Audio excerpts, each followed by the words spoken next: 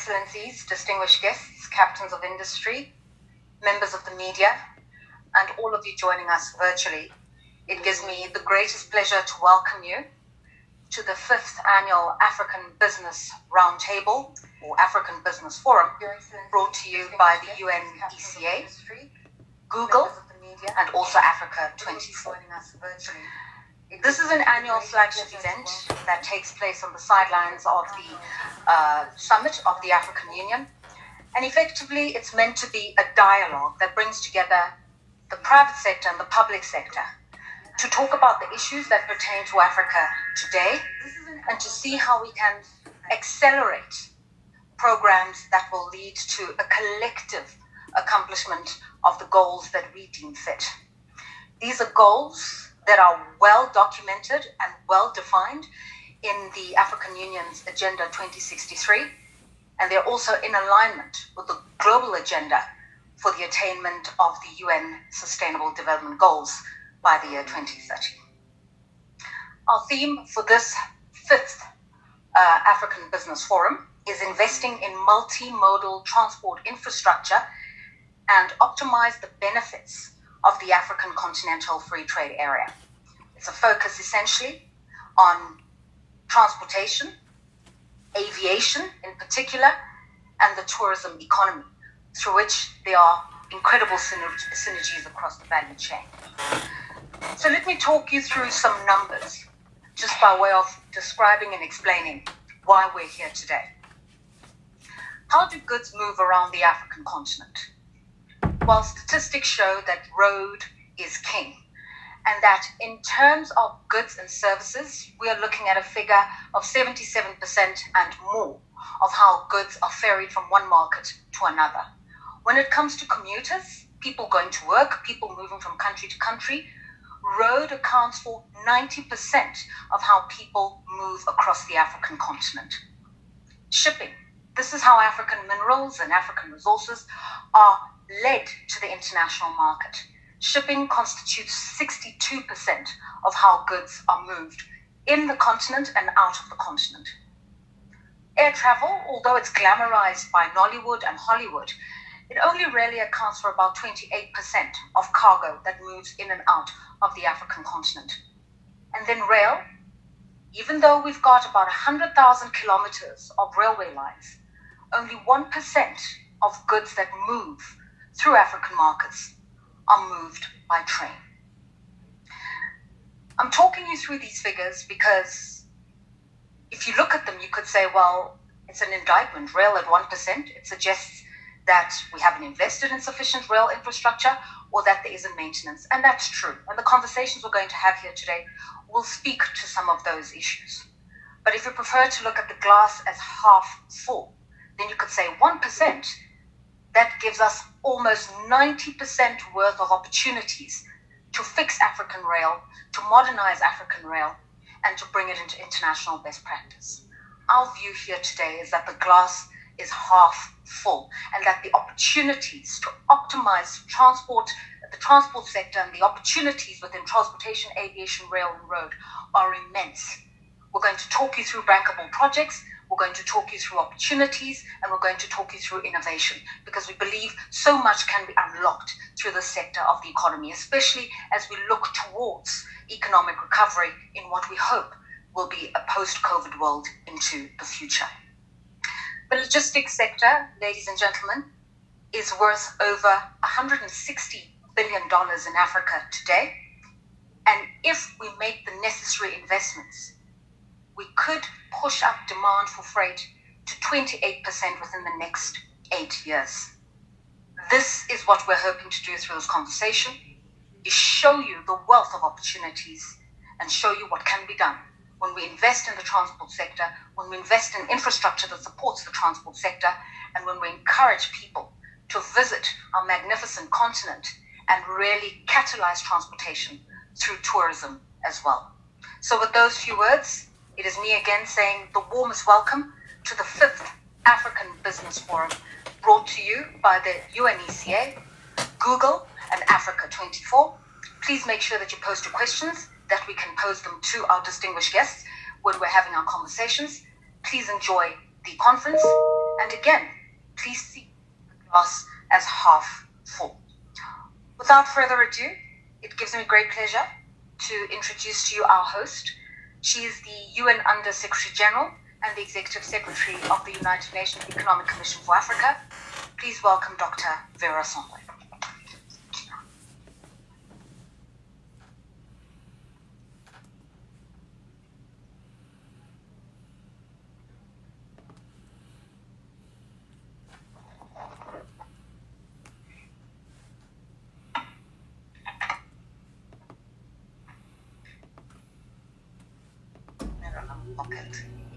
Good morning. Thank you everybody for being with us today from across the continent and beyond. It's a real pleasure to have you with us. We are having one of our very rare in-person events, and it's very good to see everybody who is in the room with us today. But many of us still cannot travel, still cannot meet, and many people haven't yet begun to meet together.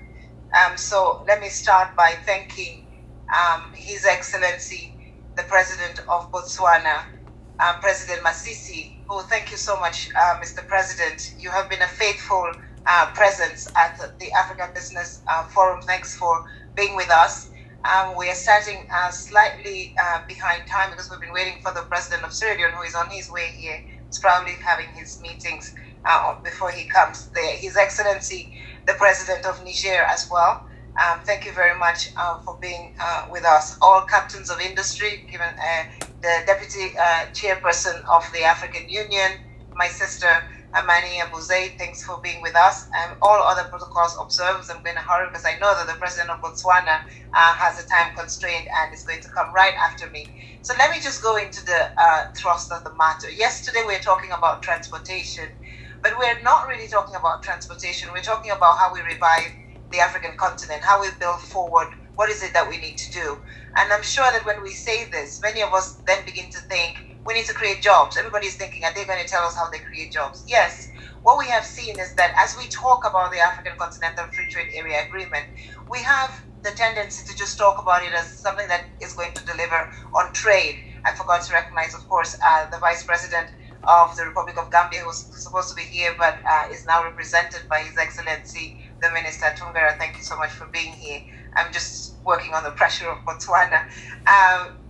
But one of the things that we talk about very often is the service sector. Increasingly, the service sector on the continent contributes over 50% of growth.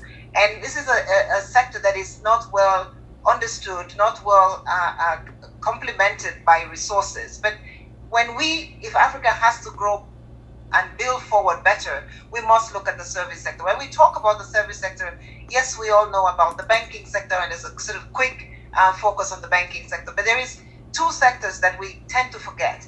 Tourism, for the countries that are tourism dependent, and of course the Minister of the Gambia, which was why we really wanted the Gambia to be with us, and you will see in a few minutes why the Gambia really summarizes what we're talking about here today.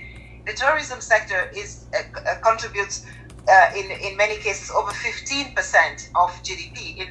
During the summer months and the winter months in the Gambia, sometimes there is more tourists in Banjul than there are Banjulians. I don't know if that's how we call them. And then on the transport side, we do need people to help us move, as we've spoken. Your Excellency, welcome, and thank you for joining us.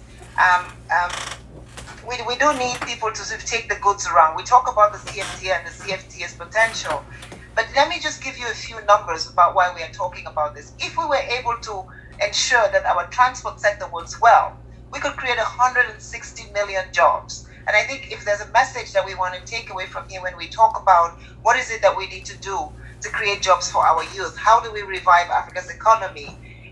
I'll come to the billions of dollars. But first of all, let's talk about the jobs that we need to create, because that is how we grow prosperity. People get jobs, people have a constant income, and then we can grow the economies. Now, where will those jobs come from, and what do we need to do? As we know, trade requires, even when you do it on the internet, it requires still that you take a physical commodity from point A to point B. To do that, we need railroads, airlines, and shipping. And when we look at the continent today, we still need 2 million trucks if we were going to be able to generate the kind of ambition that the CFTA is promising, we're in a deficit of 2 million trucks to move goods across the continent. So if you just think about it, and we can see that in many of our ports, the trucks that are waiting either to service one part of our continent or another, this is going to cost $340 billion. So there is the investment for the private sector. It's a no-brainer that if we have those kinds of investments, we will get to where we want to go to. On cargo and aircraft, yes, for those of us who live in Ethiopia, when you land, you see, 100 fleets of airplanes, and you think, wow, that's a lot. But we need 3, 4, 5 times of that on this continent for the CFTA to actually work. We need 243 more cargo planes on the continent and $25 billion to actually let the CFTA meet its potential. So again, investments in airlines.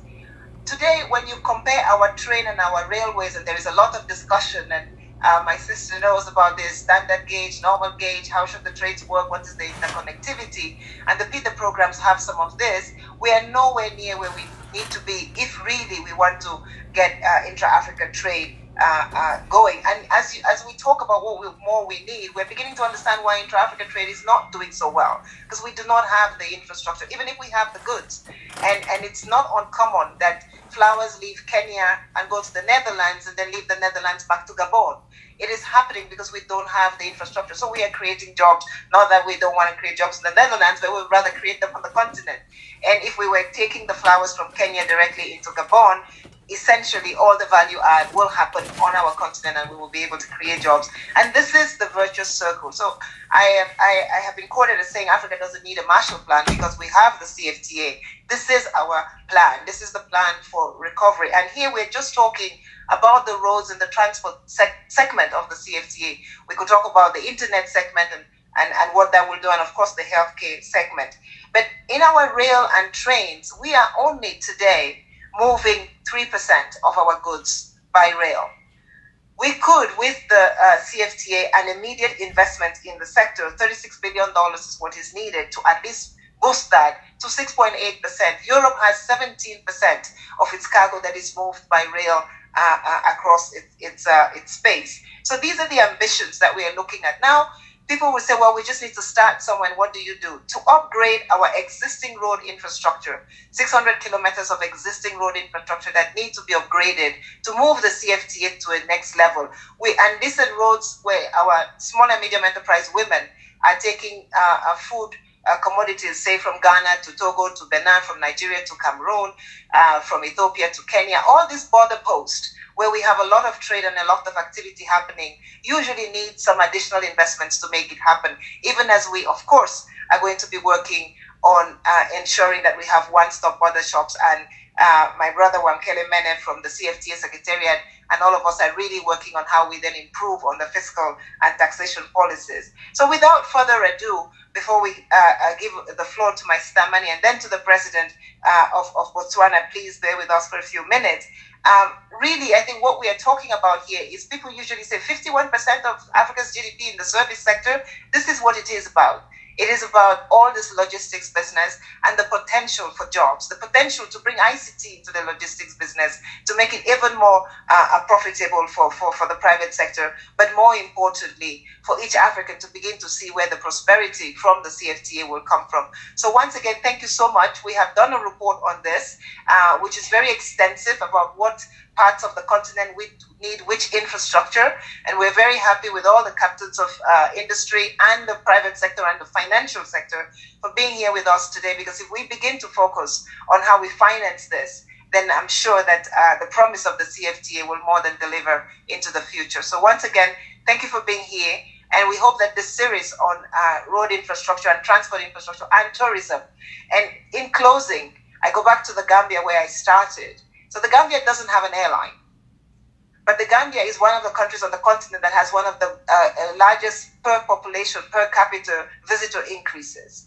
So when we talk about the single African transport market, we need those open skies, because you don't need to have an airline to get people to come and see the treasures that lie across the continent, from Djibouti to Dakar and from Cape to Cairo. There's an amazing amount of artwork, of culture that people can come into the continent to see. But the persistence of wanting to have national flags is actually stopping jobs being created in the tourism sector. And so again, our final plea is to say, can we come together and look at how implementing and ratifying the single African air transport market will really begin to generate jobs for the continent, open up this year, just ending, has been the year of arts and culture for the African Union, but we can't see all the arts and culture that exist on our continent if we do not let transport come in a way that is competitive for those who want to come in.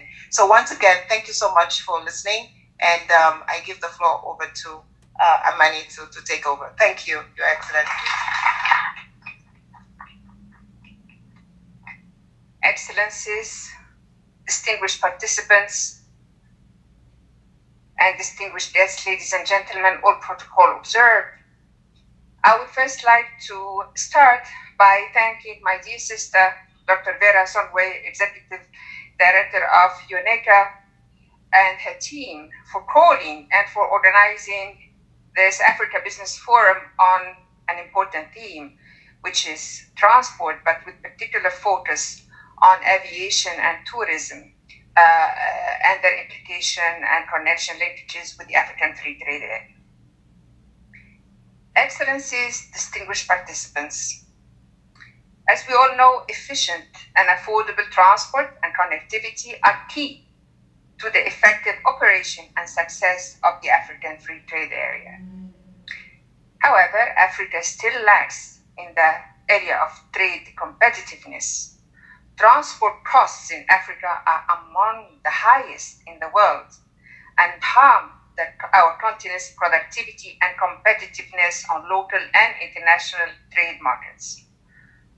High transport costs in Africa are partly due to insufficient, affordable, and reliable transport and logistics services.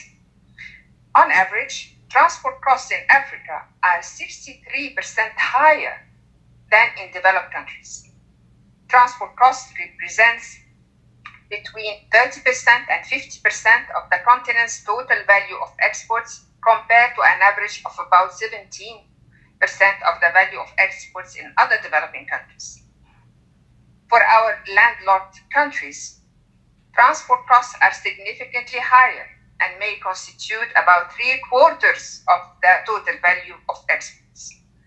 These costs, as you know, have increased even since the advent of COVID due to the cost for tests and the different health requirements, which is making transport and travel across the continent even more costly and more difficult, not to mention the complication of unharmonized health protocols across our continent.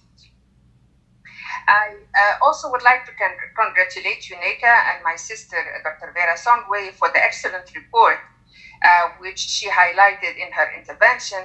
I'm not going to go through the different elements she highlighted, but let me focus on aviation in Africa. Aviation, as you know, is a driver for socioeconomic development in our continent. It already supports over $60 billion in other sectors, and about 7 million jobs on this continent.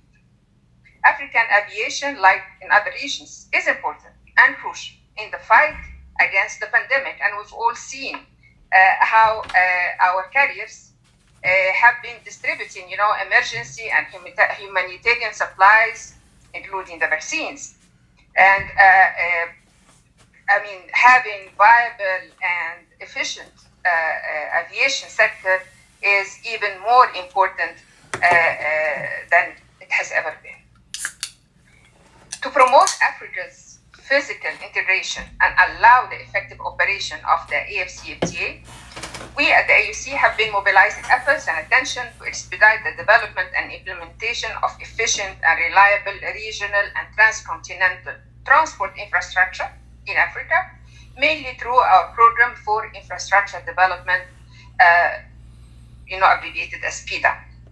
And we have been doing this together with AUDA-NEPAD and the African Development Bank. And I'm sure by the end of this month, on 28th of February in Nairobi, you will all join us to hear more about the PIDA program, the kind of progress that we have made, and also to help us mobilize resources and efforts and catalyze and synergize around this Continental program for infrastructure. But of particular importance, like my sister Vera said, is the flagship project of the African Union, which is the Single African Air Transport Market, which was launched in 2018. Its main objective is to create one single air transport market in Africa to liberalize our air transport services and drive economic integration. The SATAM, as it's abbreviated, strongly supports the continental free trade area and free movement of persons by creating more air connections for people, for goods, for services across the continent, reducing the risk and cost associated with intra-regional trade, while opening more trade lanes and opportunities to conduct businesses across the continent. Air transportation is also essential for facilitating free movement, as it can provide better connectivity than other modes of transport, particularly for intra-regional and longer lanes of travel. I'm proud to report that currently 35 African states with a total population of more than 800 million people, accounting for 61% of the population of our African continent and 90% of intra-African air transport market, have joined the Single African Air Transport Market and have opened up their markets to each other. The successful implementation of this Single African Air Transport Market within those 35 member states or African countries will surely encourage the remaining 20 African countries to also join. A recent Continental study on the benefits of SATAM, commissioned by AUC and implemented by or undertaken by IATA, has shown that with air transport liberalization, it is forecast that an additional 145 country pairs will receive direct services. The study further found that across the 55 African Union countries, air transport liberalization is projected to result in an additional 600,000 jobs and $4 billion US dollars additional GDP per annum, additional 4 million tourist visits across Africa, an incremental 300,000 jobs in tourism and related industries, and $1.5 billion are expected to be generated in that sector. All of this contribute to increasing direct and indirect jobs, as I said, to the African women and youth particularly.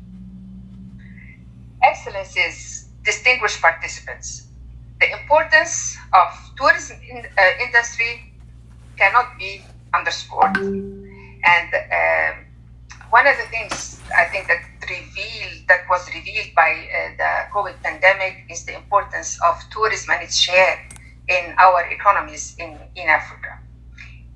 It contributes significantly to the socio-economic development of almost all African states.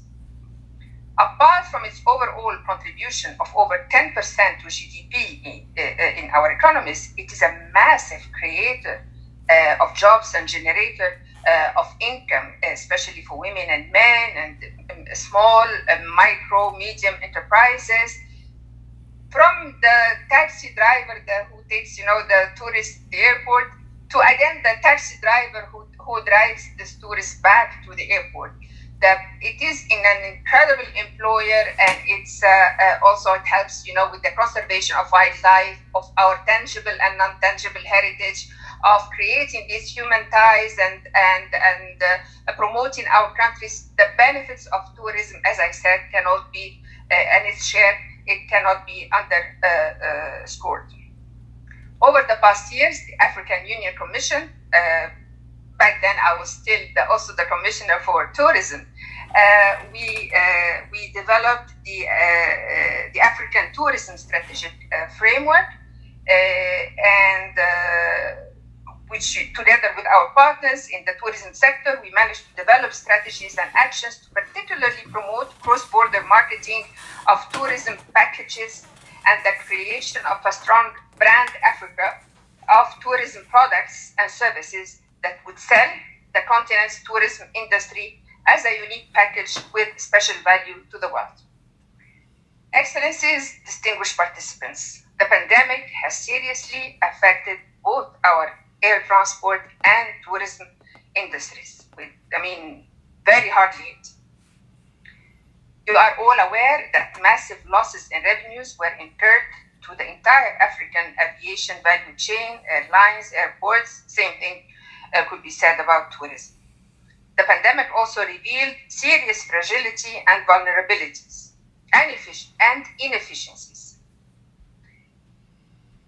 We need to review those sectors. We need to be more agile, to adapt, to rethink the business models, put in place cost management, and develop new business models, making use of the fantastic opportunity of digitalization, among others, to improve tourist and travel experience, especially in the health, related to health.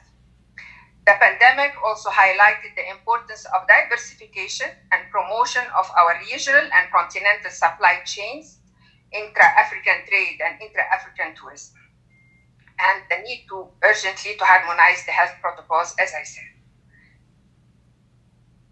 Excellencies, I am sure that this fifth business forum opportunity to all our partners, the private sector, public sector, to exchange and on the opportunities, on the challenges, on the potential for investment, and to lay a strong foundation, to help us lay strong foundations for the air industry, for the tourism, for recovery, and for a new business model in those industries.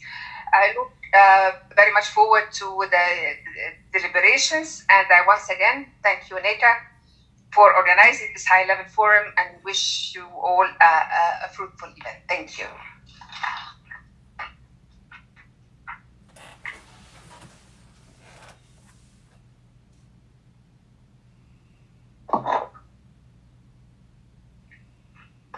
We really appreciate your time coming here and sharing your thoughts with us. Your Excellency Dr. Amani Abu Zaid, the Commissioner for Infrastructure and Energy at the African Union Commission, and we thank you very much also our host, Dr. Vera Songwe, the Under-Secretary General of the United Nations and Executive Secretary of the UNECA. Both of these leaders reminded us what matters most. Whatever we talk about here today, it is ultimately about people, it is ultimately about jobs and opportunities. And let's not forget that the people who benefit most are Africa's youth and women as well. So thank you very much for reminding us of those very salient points. Now, the AU Commissioner referenced the costs of moving goods across markets. For an average African country, it's about 33%. But if you're landlocked, those costs could even be higher, simply because you're so far away from the ports and you're so far away also from core markets. And this is an important segue as I introduce our next guest. But I want to start with a little bit of sentimentality. Botswana is a country I know really well because my mother is a Botswana. And we know Botswana as one of Africa's most well-established democracies. We know it as the largest producer and exporter of diamonds. And we know it as a country that has a beautiful topography in the Okavango Delta.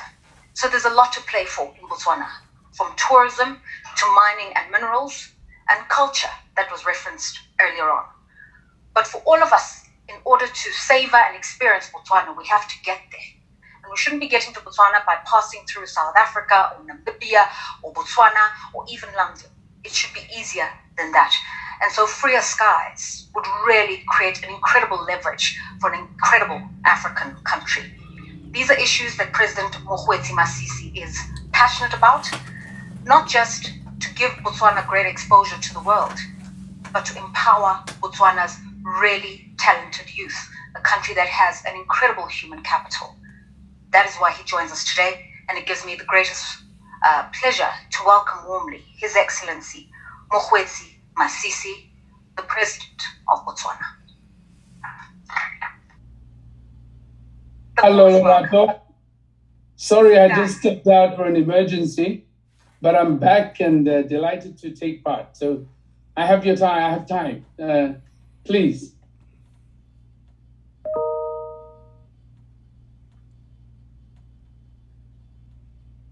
Business Forum. I yield the virtual floor to you, Rema Sisi. Over to you. Thank you very much, Madam Moderator. Your Excellency, Head of State and Government here present, the United Nations Economic Commission for Africa and its partners, captains of industry here present, distinguished ladies and gentlemen.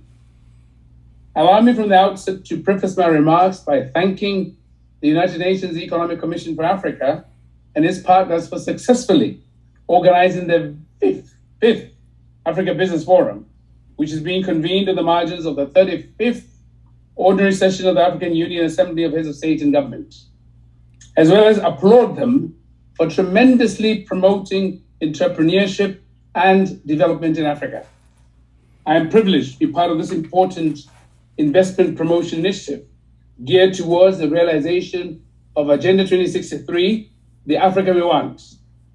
The forum comes at an appropriate time when countries across the globe are struggling to recover from the devastating effects of the global health pandemic occasioned by COVID-19, which has adversely impacted the global economy and people's livelihoods.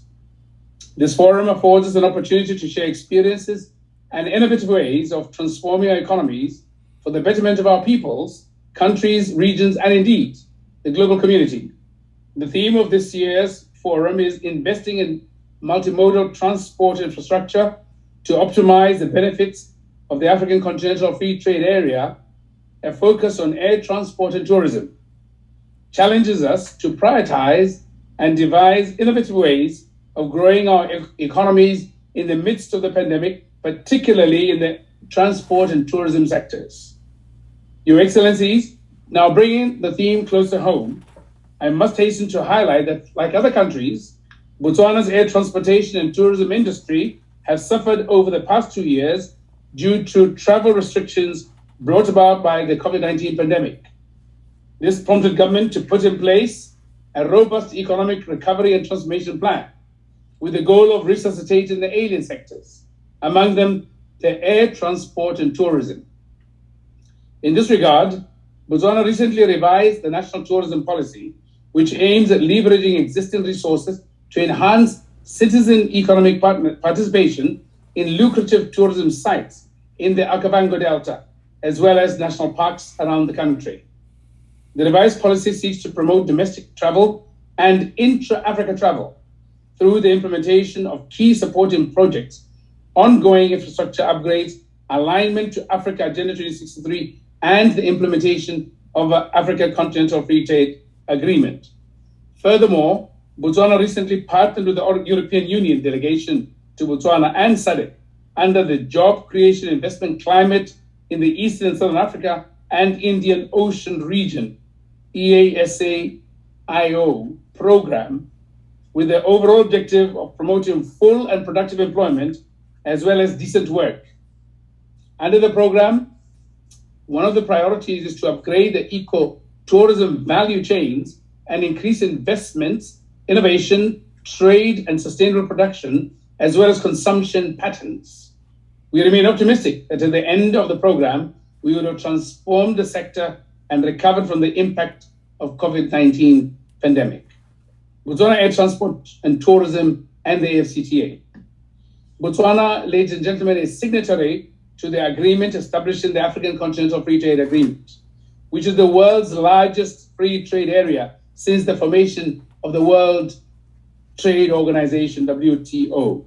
In this regard, the government of Botswana has embarked on a number of key national projects to upgrade the existing air transport infrastructure to multimodal infrastructure, with a view to enable the air transport and tourism sectors to leverage on the provision and the aspirations of the AFCTA and Agenda 2063. The following notable projects demonstrate Botswana's readiness for uptake of the AFCTA. Total upgrades and expansion of the Gaborone, Francistown, Mao, and Kasane international airports for increased demand for travel, as well as air transportation to support the transport and tourism sectors. The Kazungula Bridge, the majestic Kazungula Bridge, connecting Zambia and Botswana completion. Mohembo Bridge, the Plugjan Bridge development projects for improved road and air linkages and travel into and out of Botswana. implementation of the revised tourism policy with the aim of transforming and diversifying the economy through promoting domestic and foreign direct investment so as to boost the air transport and tourism sectors. The signing of the single African air transport agreement aimed at facilitating the development of a single African air transport market for easier travel around the continent, thus promoting a smooth flow of services, goods, and people in the continent. The implementation of e-visa and the e-passports for efficient cross-border travel, trade, and tourism.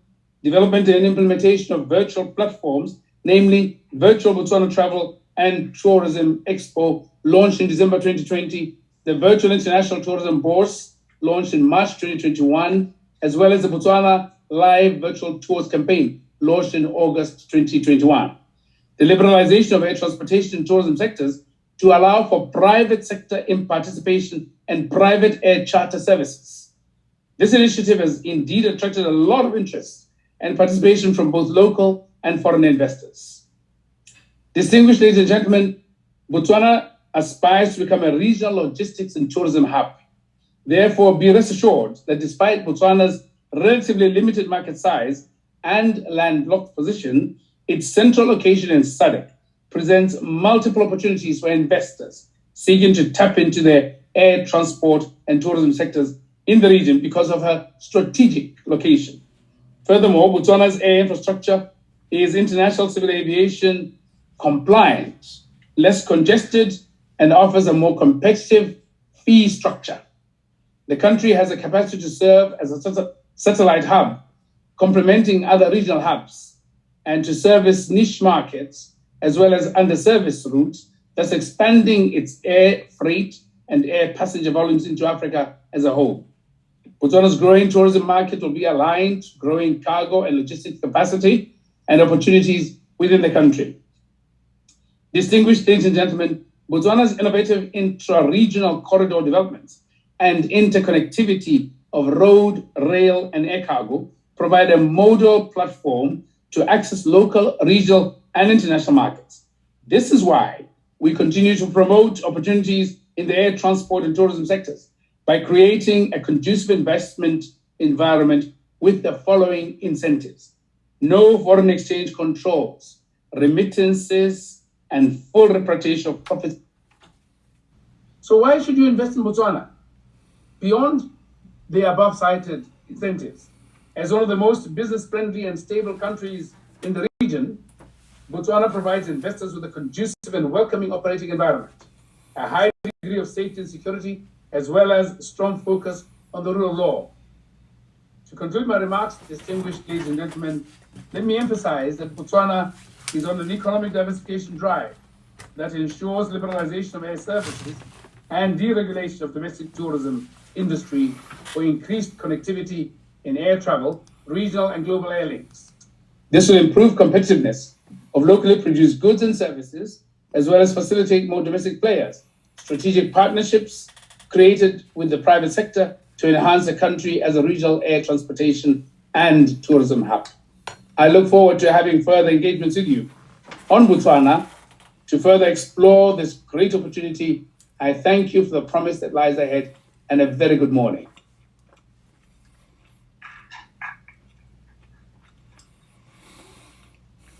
We're really grateful to you, Your Excellency, for taking time from your busy schedule to join us, to share your insights, and also to tell us how wonderful Botswana is. I've also told them too.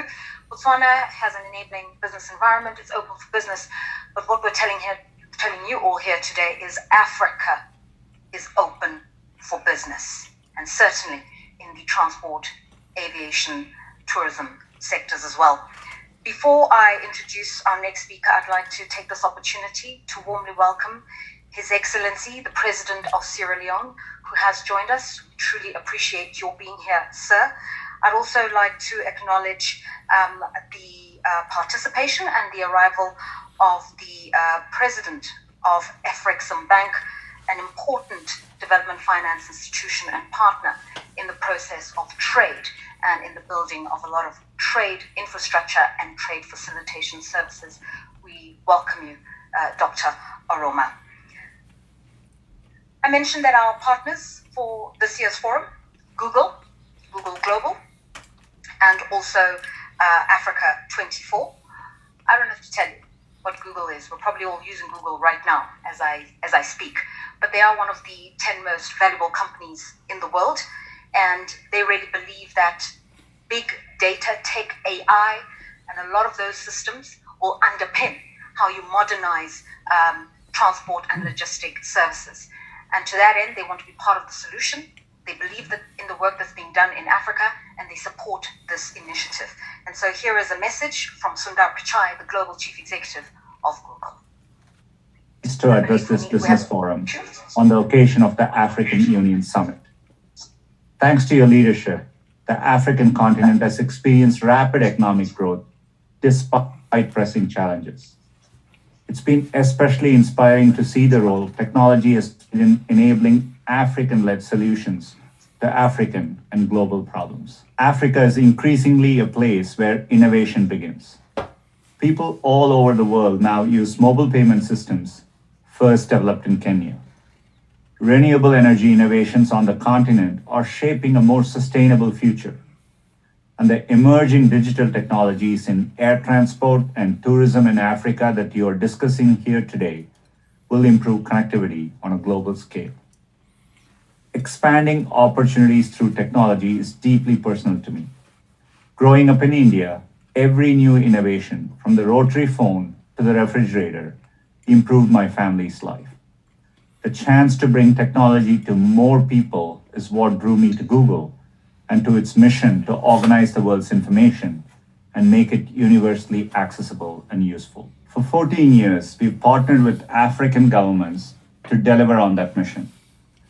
We opened our first office in Egypt in May 2007, and Google's founders, Larry Page and Sergey Brin, hired our very first African Googlers. Since then, our presence has grown to include offices in Kenya, South Africa, Nigeria, and an AI research lab in Accra, Ghana. Together, we have helped 100 million Africans affordably access the internet, trained 6 million people in digital skills since 2017, and invested in the African startup ecosystem. Across all of these efforts, digital technology has been a powerful engine for progress. That opportunity will only grow. 300 million more people will come online in the next 5 years. Many of them are young, entrepreneurial, and digitally savvy. What's more, the African Continental Free Trade Area will boost intra-African trade and generate investments in infrastructure. Said simply, Africa is on the brink of a digital transformation. Companies like ours can play an important role in partnership with governments, the African Union, and the UN to support digital transformation in Africa. We have focused on the priorities outlined in our Digital Sprinters report, which illustrates how adoption of technology can accelerate economic growth. It starts with expanding affordable and reliable internet access for more people with infrastructure investments such as our Equiano subsea cable. Working with partners like Econet, our Tara team is helping activity to more communities. It uses light to transmit information at super high speeds through the air. We're also investing in startups in areas important to Africa's economy. That includes transport and tourism, the theme of today's forum. For example, we have invested in startups like SafeBoda, an app that connects passengers to a community of safe, trusted drivers through our $50 million Africa Investment Fund. And Send, a logistics platform that helps move cargo across Africa, received equity-free funding from our Black Founders Fund. At the core of all these initiatives is partnership. Success means working in close collaboration with African governments, the AU, the UNECA, and businesses in the digital ecosystem. We are committed to doing just that, to ensure every person in Africa can shape and share in the opportunities technology creates. Thank you.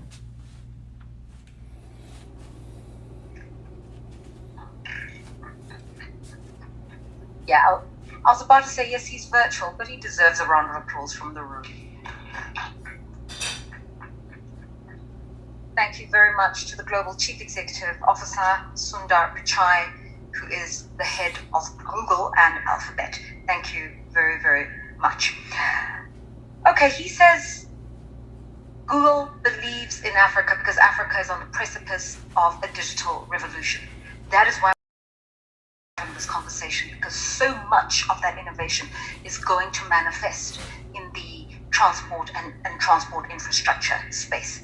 Opportunities we should leverage. Countries that are ready to take up those opportunities. There's a country like Sierra Leone. If there's one country that has risen from the ashes like a phoenix to turn its narrative around, to become one of the fastest growing African nations, to really take advantage of its natural endowments, from commercial farms, great agricultural lands, to mining, beautiful beaches that are starting to draw in tourists from across the world, is this country.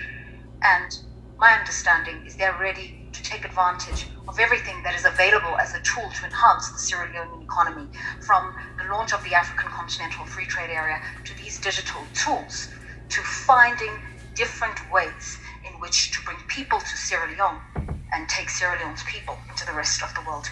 And so please, the warmest welcome to he who will deliver a keynote for us today, His Excellency Julius Maada Bio, the President of Sierra Leone.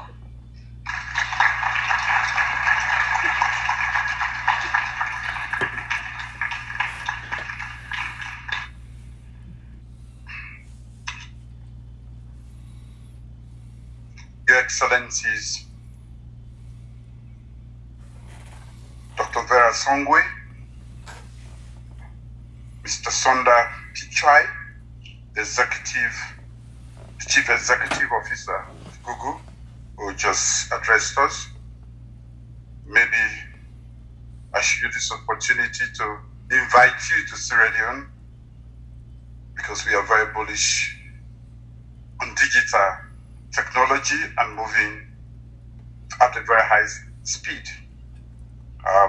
This is an invitation extended to you. Distinguished ladies and gentlemen, I want to start off today's statement by commending UNECA for bringing us together here this morning to discuss how we can accelerate our collective effort towards realizing Agenda 2063. No doubt, there is a direct correlation between market and resource accessibility, economic productivity, economic diversification, and job creation on one hand, and a balanced and mutually beneficial regional economic development on the other. The missing centerpiece, however, is a deeper engagement on investment in transportation infrastructure.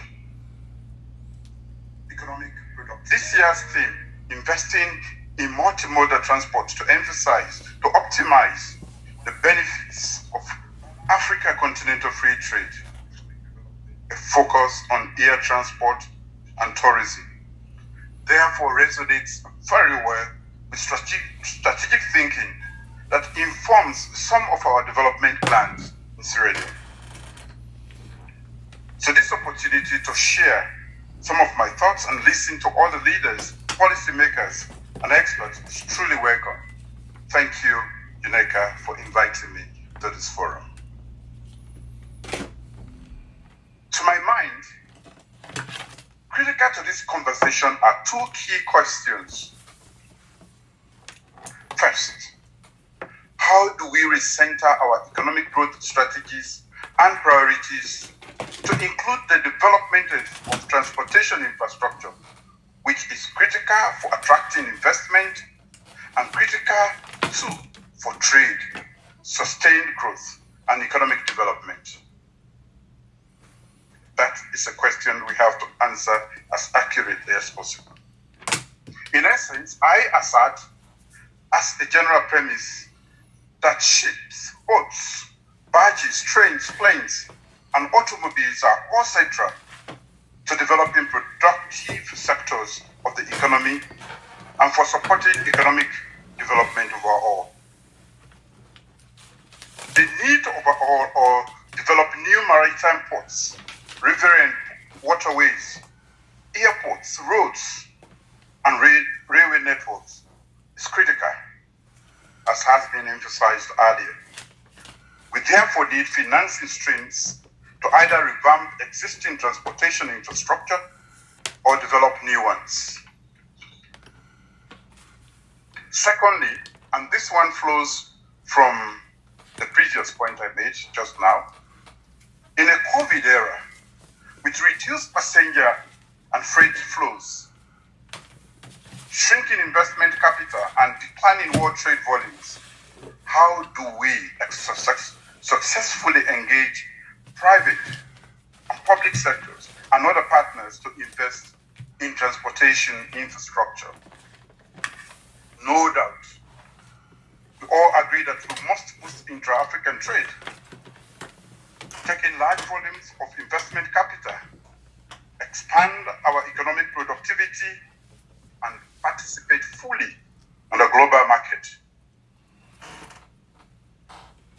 Part of why Africa Continental Free Trade Agreement is so important to the future of economic prosperity of Africa is that it is the pathway for accelerating shared economic growth and prosperity through greater economic integration.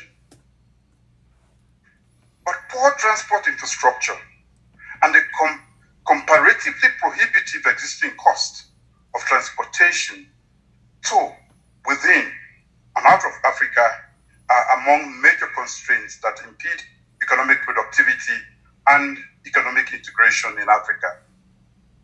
Maritime, air, road freight volumes are lower.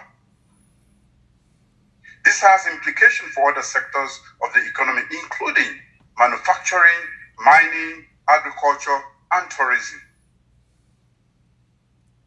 Some of the reasons for the poor transport infrastructure include dwindling public finance investment in transportation infrastructure. As it is, governments are contending with high debt burdens, rising inflation, generally low productivity, etc. This has further worsened with the effect of COVID-19 pandemic on African economies in general. Private capital has been unable to support the wholesome development of transportation infrastructure. Ladies and gentlemen, how do we go beyond these? It's an imperative because Africa must move forward. First, the ratification and implementation of intra-African agreements that facilitate trade and economic development is important because it improves connectivity and reduces costs. Following the ratification of the African Continental Free Trade, Sierra Leone was one of the first states to take the proactive step of drafting and validating a new national trade strategy developed with the support of UNECA. This was informed by 200 consultations undertaken with the various stakeholders in country, from the public sector, private sector associations, development partners, and think tanks. Beyond policy, we are looking for opportunities and possibilities. A key part of our domestication plan included a coordination meeting that helped our partners align their investments and efforts with the activities outlined in the strategies action plan. As a result of implementing the AFCFTA, we are also working with UNECA to update our industrialization policy and strategy on special economic zones in line with expected structural transformation of our economy. For smaller countries like Sierra Leone, integrating with wider market is essential to our economic growth and diversification. It is only by accessing a wider market that our businesses can scale up production and attract investments in diverse sectors. It is only by participating in this larger market that our producers can add value to our raw materials and supply inputs to regional value chains. It is only by implementing the AfCFTA that our citizens can have access to high-quality made-in-Africa products. Sierra Leone has also committed to the single African air transport market, and we are working with for the full implementation of the Yamoussoukro decision for the liberalization of air transport markets in Africa. We encourage others that have yet to sign to make that commitment to SAATM. Aviation is important to the economy of Sierra Leone because it contributes to GDP, to the GDP, creates jobs, and has knock-on effects for other sectors of the economy. So, although Sierra Leone does not have a national airline, with its membership of the SAATM, it ensures that an eligible African airline is designated to operate routes from Sierra Leone. Additionally, by acceding to bilateral air service agreement, Sierra Leone has adopted liberal principles in negotiating air service agreements with a number of African states by removing restrictions and barriers on capacity, tariffs, and ownership control. In addition, Sierra Leone has ratified the Montreal Convention and such other international commitments as the Cape Town Convention and its protocols. We believe that by making routes predictable, we can improve tourism inflows, passenger volumes, and support the export of perishable goods. Sierra Leone has also grappled head-on with challenges in the aviation industry. We are implementing urgent steps to improve ICAO safety oversight. We can maximize investor awareness of the potential markets we offer by improving data collection and research on air freight volumes and passenger experience. Currently, we are working on with a private Turkish company to improve airport infrastructure at the only international airport in Sierra Leone. We are constructing a modern terminal building with state-of-the-art facilities. Also, part of Sierra Leone's development strategy is to build a bridge from the current airport to the capital. For those who don't understand, our airport is separated by a huge body of water between the city and the airport. Currently, a mix of ferry and private boat move people and goods across. The economic and other benefits of a bridge that joins the two land masses is immense. But there is a struggle mobilizing exclusively private capital to finance such a large venture. This is where we think multilateral institutions like the World Bank can come in with products like to de-risk such large capital investments in transportation infrastructure, thus making them attractive. Additionally, we have in recent years expanded the maritime port at our natural deep sea harbor, rehabilitated and expanded highways leading to Liberia and Guinea borders. These initiatives demonstrate our willingness to invest in multimodal transport and have had the cumulative effect of positioning Sierra Leone favorably for opening up the rural economy and expanding trade. There is scope for more investment and expansion in new ports and possible rail networks to economic centers in the rural areas and into the sub-region. Geographically, Sierra Leone presents the shortest transshipment route to South America, Europe, and North America, 6 hours to all 3 continents. There is also the rich possibility of cooperation with our landlocked neighbors further on to develop transit infrastructure to our natural harbors. Beyond the immediate objective of transiting goods, transnational transportation infrastructure networks and corridors can connect and open up new production centers.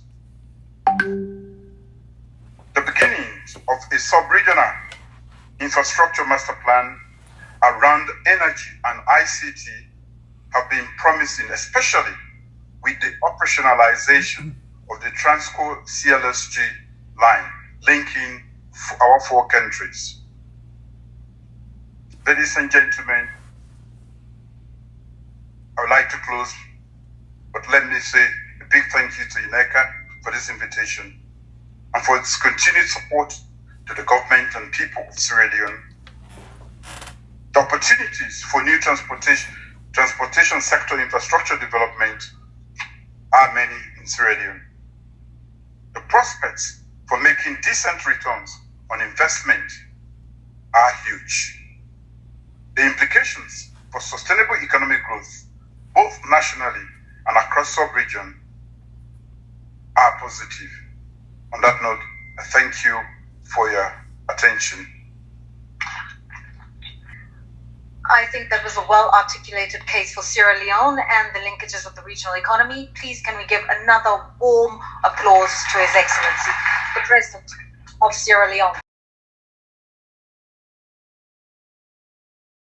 We've taken the view that we have to take a short-term, medium-term, and a long-term approach to resolving the problem, because the trade agreement is now under implementation. So there will be no time to wait for 5 years to build railways and all that. Those investments must go on, and we must plan and do them, but we must make sure we use what we have and grow the air transport. The air transport is one way. Globally, air cargo carries about 35% of trade. But in Africa, in the context of intra-African trade, we don't think it carries up to 3%. But it is the quickest win in our view, because every country on the continent has many airports, more than one airport. So we have at least that infrastructure.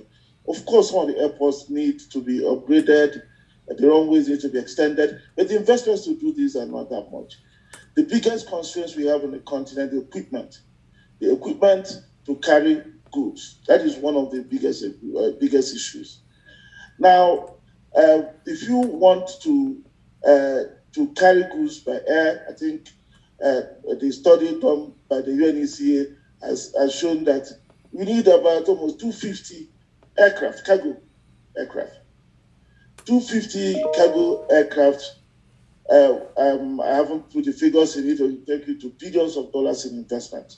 We've made an estimate, and Boeing has also done, that we need about 160 billion in the next 20 years to be able to get the fleet we need to carry people and goods across the continent. So it tells you where the action has to be. For our Flexing Bank, we believe that the thing to do then is to find a way to provide the funding that will make those things happen, let the investments happen. It is easier for many international banks to finance, they provide a senior debt, what we call the aircraft financing. But if you want to buy a new aircraft, you need pre-delivery financing. Pre-delivery financing is normally unsecured. Then you need a junior loan if you're going to take an ECA loan. Those things are not easily accessible. Banks don't give it. So what that means is that you will not get to the stage of senior loan where the international banks can play. So that's why our Flexing Bank decided to go into those difficult areas to support. And we are proud that we really think we are the largest aircraft financier on the continent. We've done in the last few years more than $2.8 billion in financing. We did the big refleeting of Kenyan Airways, the 20 aircraft that we bought, we financed them. We did Angola, TAG. We financed Ethiopian Airlines here. We financed in Nigeria. We financed in Cote d'Ivoire. We advised Senegal. We are literally everywhere, doing new deals with Egypt and so on. But there are other things we also need to do, apart from the financing. If you look at using aircraft, the aircraft to promote tourism, you have to look at other constraints.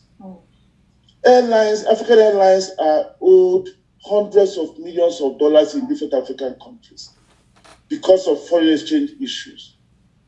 So that is why we've now decided to integrate the Pan-African payment and settlement system into the ticketing for the airlines. And we are discussing with the airline industry for that. So that somebody in Ghana who wants to buy a ticket from Ethiopian Airlines just pays the city. Ethiopian Airlines will get everything they need. So we don't need to then have this backlog of debt in different African countries. What that would then mean is that you immediately see many airlines increasing their destinations because they are no longer going to be wondering what will happen if I go and my monies are held up in other places. And we've also seen that although we're doing the pre-delivery financing, doing the junior loan, that will not solve the problem because we also cannot fund everybody because it's not everybody that has the credit to get this loan. So we are working with one of the leading airlines on the continent to put in place an aircraft leasing platform because we want to take away the capital cost of acquiring these new aircraft. We've gone very far in developing that so that we are able to lease those airlines to different aircraft, to different airlines, be them cargo aircraft, passenger aircraft. So that way, we immediately equip those airlines without giving them the debt that they cannot carry. And we are able then to manage the aircraft in a way that we are able to change them as needed, trade them as needed, and bring new aircraft. And we're able to then make it more efficient to use airlines to push into African trade initially before we then go on to see the returns we get in the investments we're making on roads and railways. Professor Orama, we'll continue on that tack in a second, and let me just assure Mr. Kilavuka in Nairobi. A lot has been said here, and I'd like your views. But before I come to you, I'd just like to get reflections from you, Your Excellency Bio from Sierra Leone. You're hearing what the African Union is saying, what a development finance institution is saying. When you have these conversations, and you're sitting in a room with this business, with his DFIs, and you're a policymaker, how do you hope the conversation can be directed in a way that benefits your constituency, the people of Sierra Leone?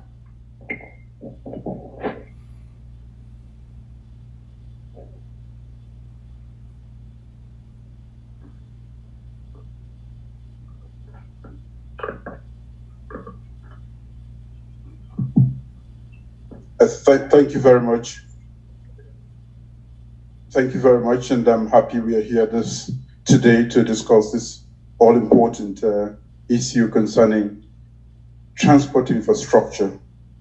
For us, I think it is a matter of must. We have to take actions that can solve this situation.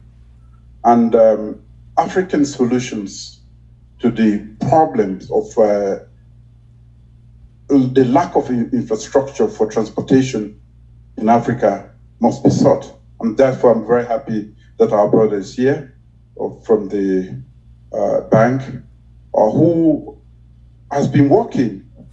I think, like I said, the investment in these areas, either to build or to repair, is so much. And with the pressures on government, we just cannot afford this at the moment. with COVID, with debt burdens, which we are all struggling with, low domestic revenue intake as a result of COVID and other issues. We have to have the private sector. But of course, the private sector, again, is going to need help. And that is why we are suggesting that, working with the World Bank to de-risk these sort of financing we really have. It is where I want to commend you, the Afro-Exim Bank, for the efforts that have been made so far. But I think with the gap, the enormity of the gap that we have at the moment, and the need for us to integrate, which is an imperative, we certainly have to think out of the box. And this means that all of us in Africa, especially at the heads of state level, we have to get our heads around the transport issue. It is good to accede to these agreements, and it is another to actually make sure that they are implemented. And I think the Continental agreement is one that we must act quickly to bring it into fruition, to bring it into action, because we've had a lot of talks about integration, even within West Africa, which is yet to take place. And the Continental one is a much bigger one. There are domestic issues. There is need for harmonization, when we talk about policies. And there is a need for us to be frank with ourselves that we cannot afford to be insular or operate in silos and expect that we can benefit from a globalized world. And with digitalization and with what is happening around the world, we need to get integrated very quickly, and we have to pay attention not only to policy but to also actions that can bring our nations together with others so that we can benefit from what is happening around the world. Thank you, Excellency. So far, I'm hearing from you, it's time for action, implementation, and a lot more collaboration. At this juncture, I'd like to just punctuate our conversation because I know, Your Excellency, you've got a really demanding schedule for the rest of the afternoon, and you have requested to take your leave. Just before you leave, sir, if you can just give me one indulgence. I know there's a group photograph that's been requested. Perhaps if you can all stand as the panelists for your group photograph, and then so you can take your leave, and the rest of us will continue with the conversation, if that is all right with you. As he takes his leave, may I ask our remaining panelists for the high-level conversation to take their seats. And what we will do now is begin with commentary from Kenya. I have not forgotten you, Foreign Minister of the Gambia. I want to just give you your own moment to say what it is you need to say. But can I bring into the conversation, joining us, I believe, from Nairobi, virtually, the Chief Executive Officer of Kenyan Airways. As you've heard, Alan Kilavuka, aviation actually becomes the most strategic of the transport modalities that we're talking about here today. Not to say rail is not important, road is not important, but actually in terms of efficiency, it seems as though the airlines could do a lot by ferrying people, tourists, and bringing in cargo. Talk to us about the strategies, if it, strategy is the right word for us to utilize, or the opportunities that airlines can capitalize on with the advent of the African Continental Free Trade Area and the many opportunities for financing and supporting aviation and airports that we've heard about this morning. Thank you very much, Lerato, and Your Excellencies, ladies and gentlemen, my pleasure to really share my thoughts on this very important subject, and also apologize that I was not able to physically be there with you and actually support the aviation and tourism industry that we are talking about this morning. But be that as it may, first of all, to agree completely with the previous speakers and start off by what you just said, which is that aviation is one of the biggest catalysts for economic development, if not the biggest. And the estimates go all the way between 3% to 5% of GDPs in various countries. So an important sector for us, just like you said, because of the speed and the reach of the industry, And we have a second largest continent by landmass, so and also second largest by population. So these people, especially with the advent of the African Continental Free Trade Area, we need to move, and also our goods need to move from place to place. And the most efficient way to do it is by aviation. Now, my view is a very strong view about how to move forward from an aviation standpoint when you talk about Africa aviation, which is that I believe that the Africa aviation space is very fragmented. We have over 300 airlines in Africa. Some of them are very small, and we continue to start new ones every day, which is the exact opposite of what is happening in other continents. We also know that if you look at other continents which have a much bigger industry from aviation, they have gone down the exact opposite of fragmentation. They have consolidated the aviation and therefore making their airlines and aviation industry a lot stronger and supporting their own free trade areas. So my strong view is that the future of aviation and the future of airlines in Africa is consolidation. We have to consolidate these markets and make ourselves more formidable, because the nature of the industry is that first of all, it's very complex. It's a very complicated industry. Secondly, it is very expensive, both from a labor and a capital perspective. The margins are very, very thin and very vulnerable to external shocks. Also, you know that we have very skilled manpower, so we need to see how we can share those skilled manpower across a consolidated position. So I also believe that once we consolidate the Africa aviation, it will support not just the Africa Continental Free Trade Area, but actually the actualization of the single Air Africa transport market. So I believe this is critical. This is important. I also believe that the faster we start to talk, which is something that I am personally championing, the better for us. We are losing a lot of time. We don't need to have necessarily airlines in every single country. We can do it the way the other countries have done it. You can have your tail. But definitely when it comes to the unit costs of operating airlines, they need to drop by us partnering and bring them together. Of course, there are other initiatives that will help us also, the policy issues that will help us, infrastructure development of airports, and improvement of those airports, improvement of taxes by reducing taxes, and removing non-tariff barriers across countries, which is what the African Continental Free Trade Area will do. So I do believe that we have an opportunity here, like you rightly say, Berato. We should look at this as an opportunity to grow our market from only 3% of world travel market to close to what our proportionate size of population is, which is 16%.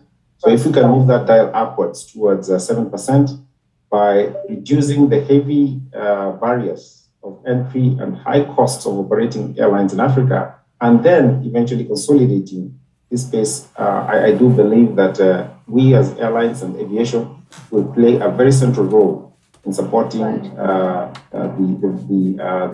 Vision 2063. All right, we'll come back to you in a second. I also understand that the Deputy Chairperson of the African Union Commission is also pressed for time. So just by way of a final comment, Madame, what are your reflections in terms of the conversations that's been had here so far? Infrastructure needs investing in, aviation needs to be really prioritized or harnessed and enhanced. And I know there's a lot of work that gets done across the board, but from what you've heard here today, what encourages you and what would you like to urge? Thank you so much for the consideration. Two things. One is the African Union is mostly known for moderating an intergovernmental dialogue around policies. Of course, we have the other voices in the civil society. We have ECOSOC. We have a business forum. But I trust we need to have more engagement and conversation with actually the actual implementers, which is the private sector on the ground.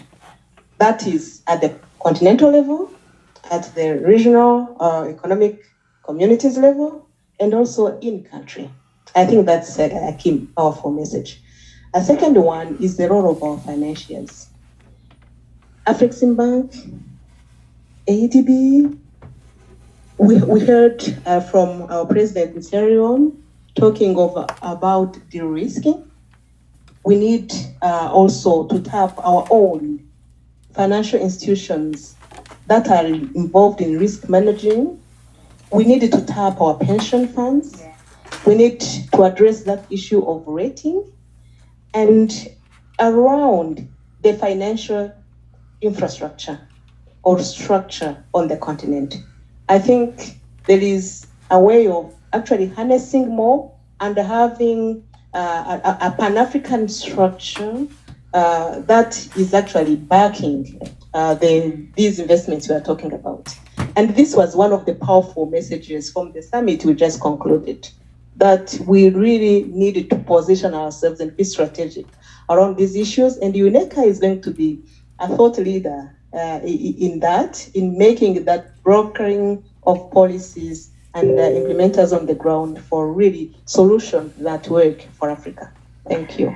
Thank you very much. Thank you to you, Your Excellency Monique Nsanzabanganwa, who has been pointing out to us different modalities for financing. And I can assure you, we've got another session in a short while where we're going to really look at some of those technical details. And thank you for your time. I'd like to just say, Honorable Mamadou Tangara, the Minister of Foreign Affairs in Gambia, you have to be the most patient man I've met in 2022. And I have to thank you for your grace and for your patience. But in this virtual hybrid world, so many moving parts. So thank you very much for your patience. But I think what I'd like to do now is yield the floor to you. You wanted to tell us a little bit about the story of the Gambia, a country in West Africa. I've been to the Gambia, by the way, I've been to Banjul, and such an incredible coastline, such tourism potential, and you've done all that marketing literally yourselves. I know you've partnered regionally, you've made sure that you use Dakar as an aviation hub, but those tourists just want to come to the Gambia. How did you get it right? And what are some of the best practices and lessons that can be learned by other countries that have this potential for tourism on the African continent? Thank you very much, Madam Moderator. Your Excellency Vera Songwe, Under Secretary General and Executive Secretary of the United Nations Economic Commission for Africa, the President of Afreximbank, the Deputy Chairperson of the African Union Commission. It's a great pleasure to be here to represent my President and the Vice President, who would have loved to stay and participate in this very important forum. Talking about the Gambia, for those who do not know the Gambia, I used to describe it like my face. And the mouth, all the rest is Senegal, and the mouth is the Gambia. It's a tiny Anglophone country within a big Francophone country. And for those who do not know, at some point in history, France wanted to exchange Gambia with Gabon. And the British refused. Then later on, they put Cote d'Ivoire. They still refuse. Because the Gambia has a strategic position, and they all want to be there. And it's also there. Many people will talk about Kunta Kinte not knowing that he's from the Gambia. I met this famous actor, Chris Tucker, and he said he will tell African Americans that if you don't know your history, go and read or watch the movie about Kunta Kinte, but not knowing that Kunta Kinte is actually from the Gambia. I think one of the potential we have as Gambia is the peace and stability that we enjoy in that country. And with touch wood, we've not been affected by any major conflict. And wherever there are conflicts around the region, we have massive influx of refugees who will come integrate. Some of them will return back, some will stay. So it's a melting pot. And we enjoy also the cohabitation of Islam and Christianity. The country is 90% or more than that Muslim, and you have a Christian minority. But when it's Christmas, you think that the whole country is Christian. When it's Eid, you think the whole country is Muslim. I guess we like to party, that's why it's like that. And the Gambia became also very prominent in the international arena with our political impasse in 2017, which we managed with a lot of majority without any violence or anything. And just recently also we concluded a very successful and peaceful election with a voter turnout of more than 90%.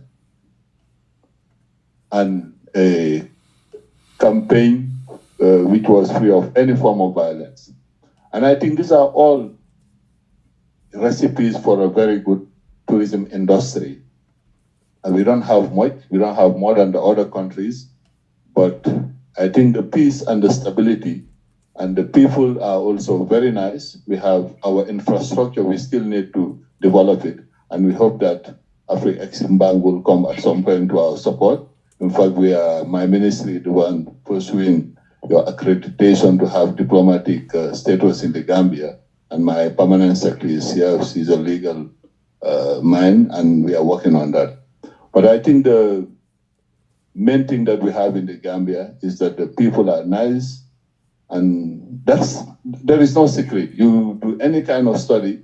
I met the British Foreign Secretary for Africa and the Commonwealth. He said that he has his friend who came and bought a house in the Gambia because late at night they had a breakdown and they saw people coming. They thought they were going to assault them just because they were there just to help them. And after they wanted to give them something, they refused.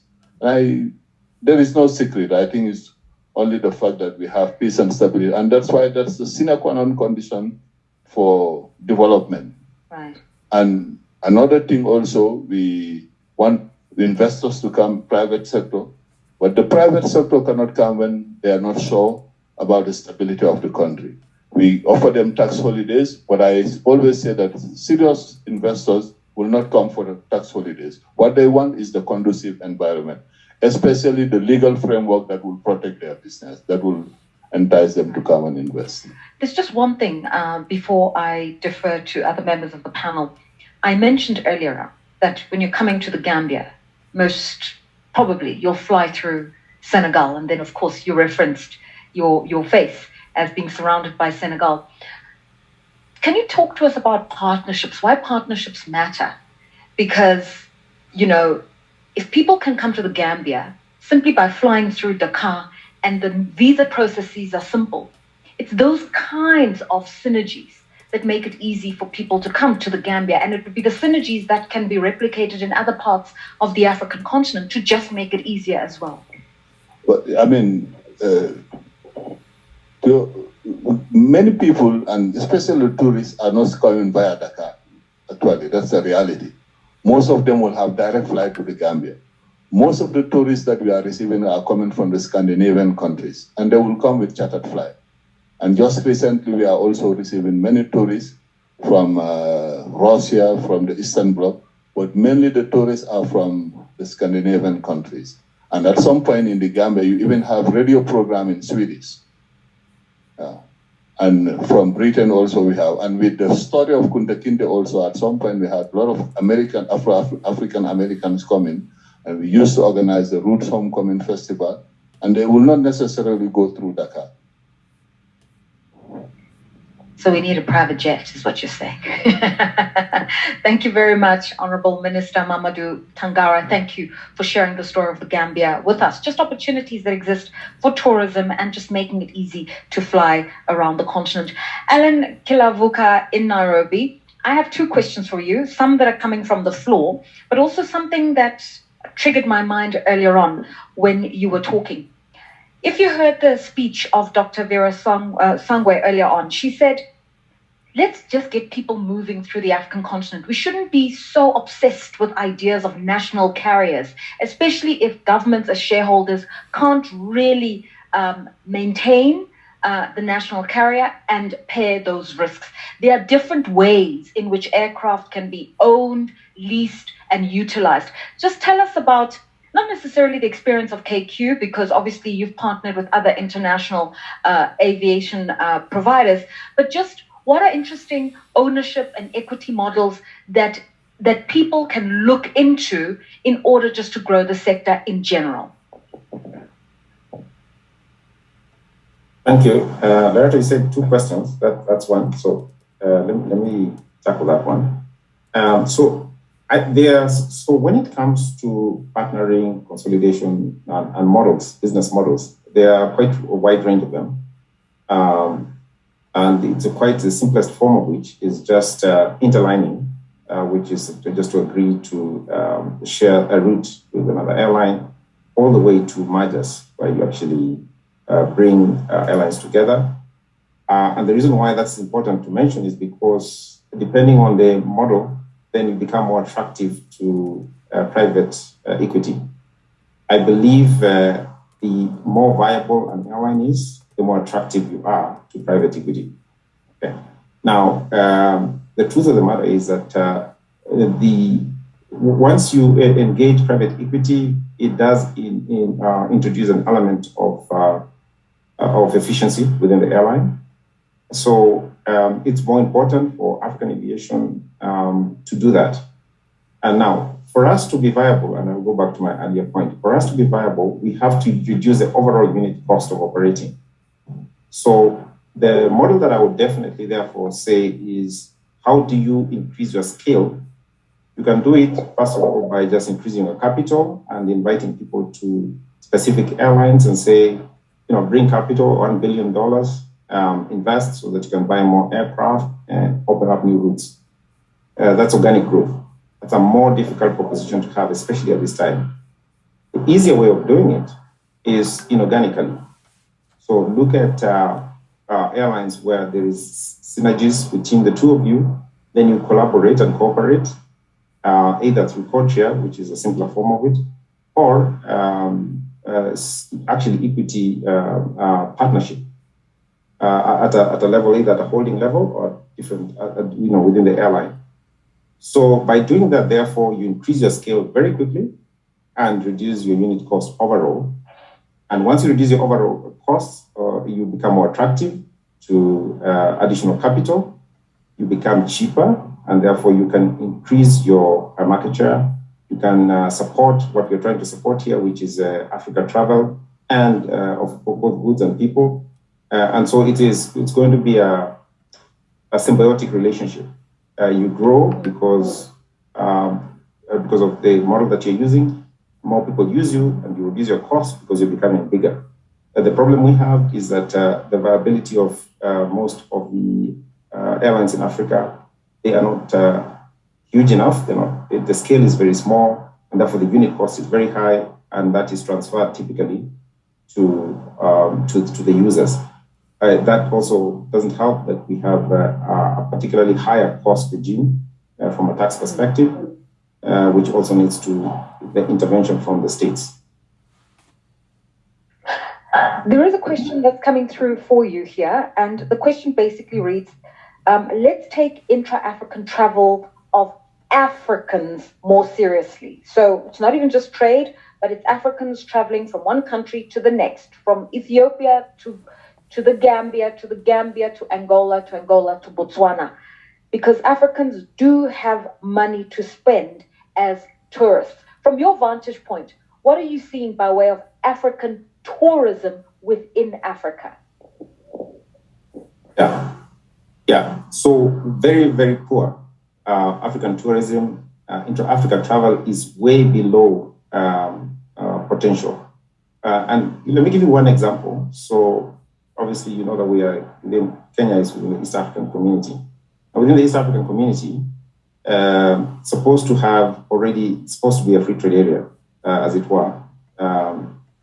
But when it comes to air transport, it's not. So the tax that I pay, the passenger service charge that I pay to travel from here to any of the East African countries is the same as the one that I would pay to fly to Europe or the US, which is a big shame. And what does that do? It increases the cost of the air ticket by 30% and discourages the flights, people using air travel from these countries. And instead, what they will do, although they have money, they would prefer to use road transport because rail is non-existent. So it increases the time of travel. And obviously, if they have perishable, for example, they will perish along the way. So I think, if you really think about that, there's a lot of potential for African countries to work together by completely eliminating some of these very unnecessary costs and domesticating air travel as much as possible. We've been talking about the SATAM for a very long time. But how about if we start by, implementing it in bits and pieces using the regional economic blocks and then spread it out? Maybe that would be an easier proposition as opposed to trying to, let's say, have the whole elephant, which is proving to be quite difficult. Thank you so much for taking the time to be with us today. I will release you at this juncture, Mr. Alan Kilavuka, the Chief Executive Officer of Kenyan Airways. The remaining questions that are coming through from the conference site are questions that are directed at you, Professor Orama from Afrexim Bank, and perhaps you can share your reflections as well, Honourable Foreign Minister of the Gambia. The question reads, sir, earlier on, Dr. Vera's introduction talked about the need for more than 2 million trucks. What are African countries doing to build roads to support their vehicles? Now, I know that you said that for you at the moment, a priority area is to support aviation and airport infrastructure and the procurement of aircraft. But road is still king, whether we like it or not. Goods are moving across the continent via road. And you need to fix the infrastructure, you need to fix, and you need to make sure that roadworthy trucks are on those roads.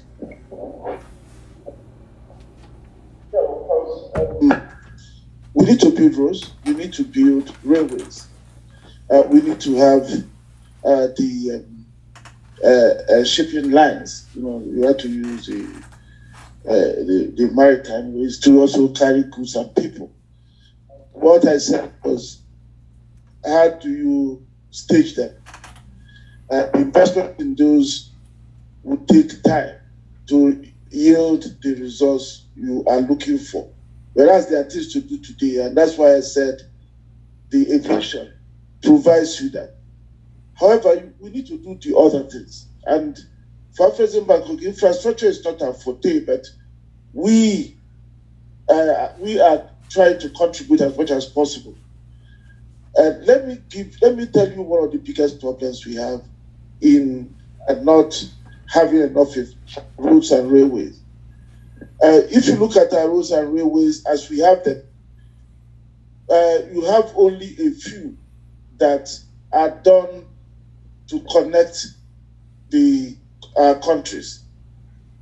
They are done if you are countries that have the coastline. They go from the hinterland to the up country to the coast. They do not go across to the countries that you have your east or west, depending on or north or south, depending on where you are in the map of Africa. And that has to do with the colonial history, the way the continent was fragmented, and the way the relations of production were done to only look to the metropolitan powers. So what we need to do now is to change it.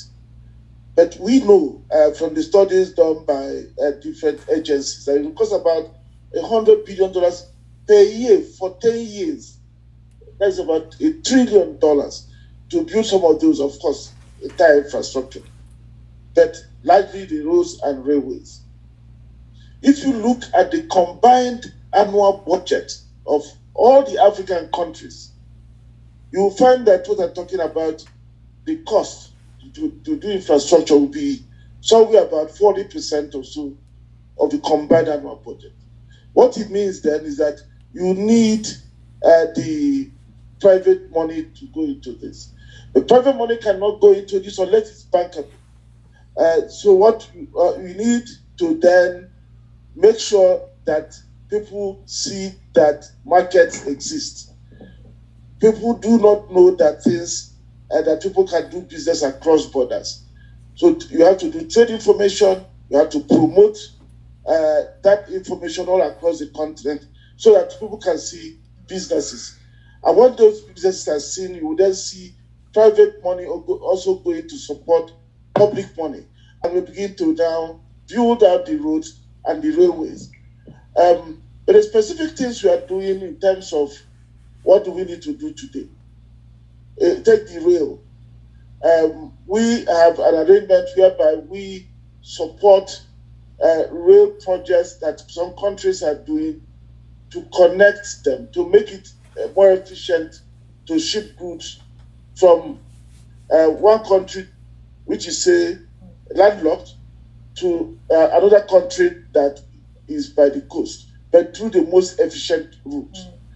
We're also discussing with the Angolans, for example, to do a railway that will get to Kasumbalesa and also be able to link to the railway that goes from Zambia to the Indian Ocean. So that will then link the Atlantic Ocean to the Indian Ocean, and so on and so forth. So the people who are asking the questions are right. We need to do those investments.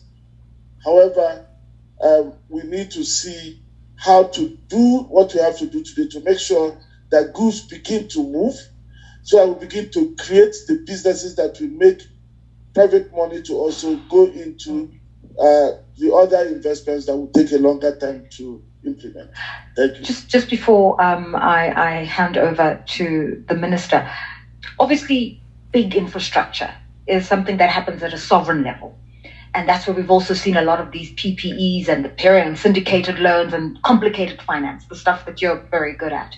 But at a business to business level, if somebody is running a medium-sized enterprise, a logistics company, a trucking business, and just wants to know what is a bankable project where they can get a loan from the bank and they can use some of the trade facilitation support that comes through from an Afrexim bank, what would you consider to be the kind of business that can really unlock good potential at a B2B level that would interest you? That is normal thing we do every day.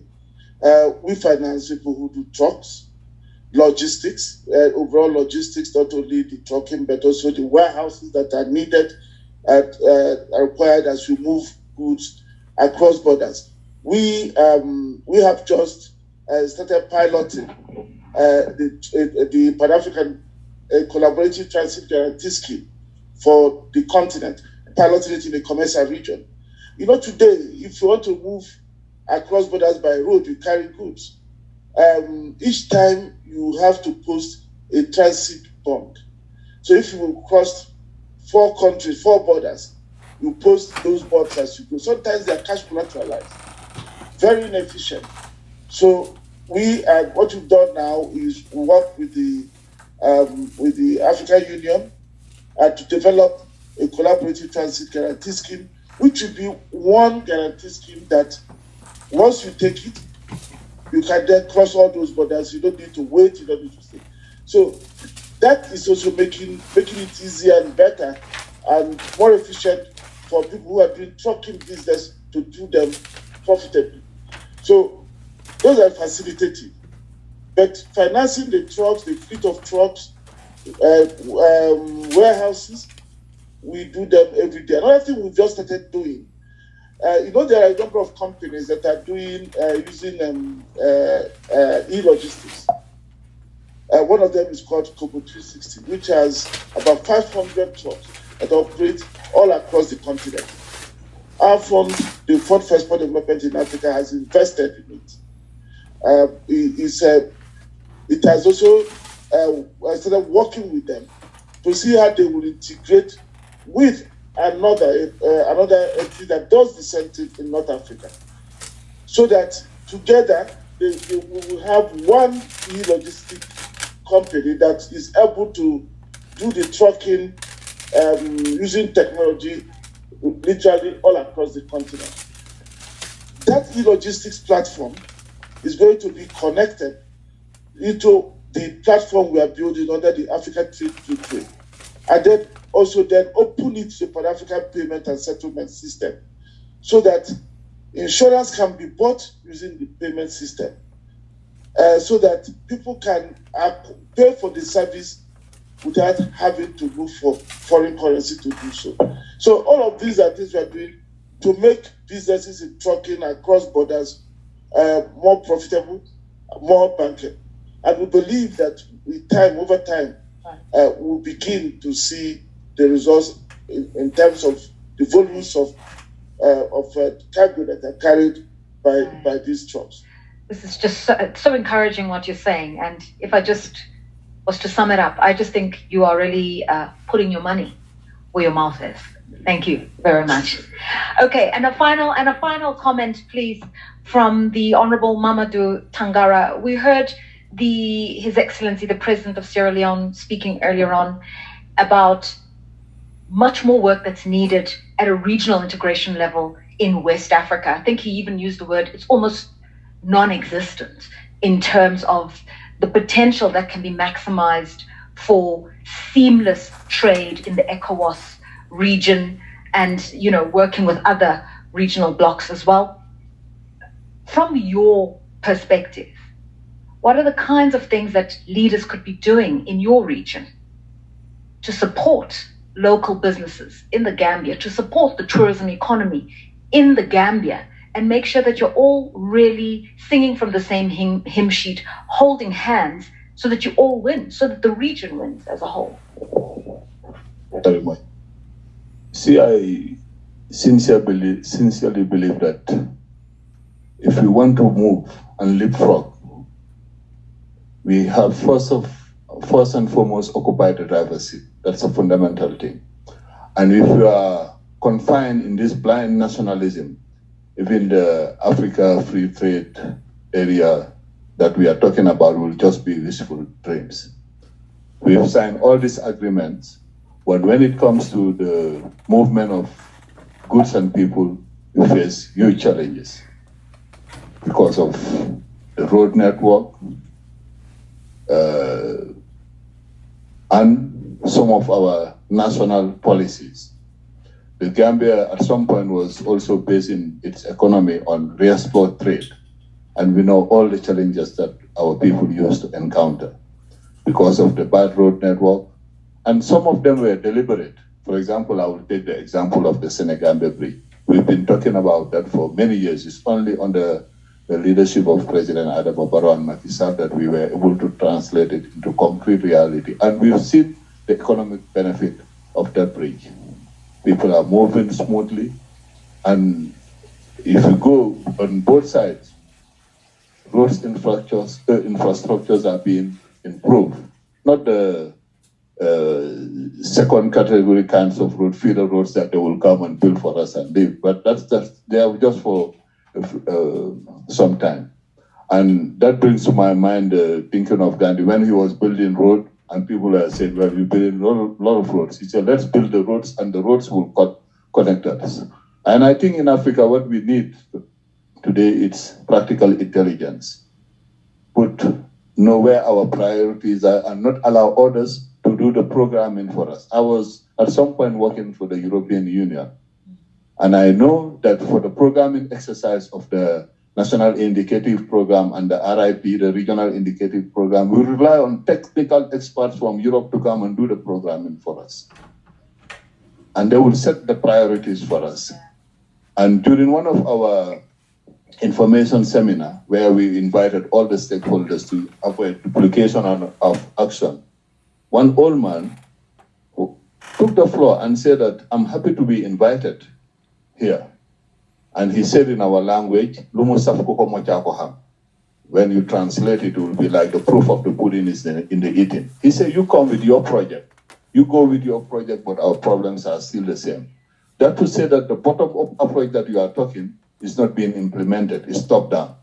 And then once you do that, there is no sense of ownership also.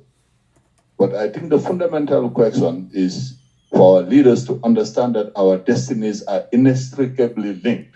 I cannot understand when you have border closures between some of our countries and we are still talking about free movement of people and goods. And these are political decisions that has to be taken at the highest level in the supreme interest of the people of the sub-region and the region in general. You've been very candid and we really appreciate that.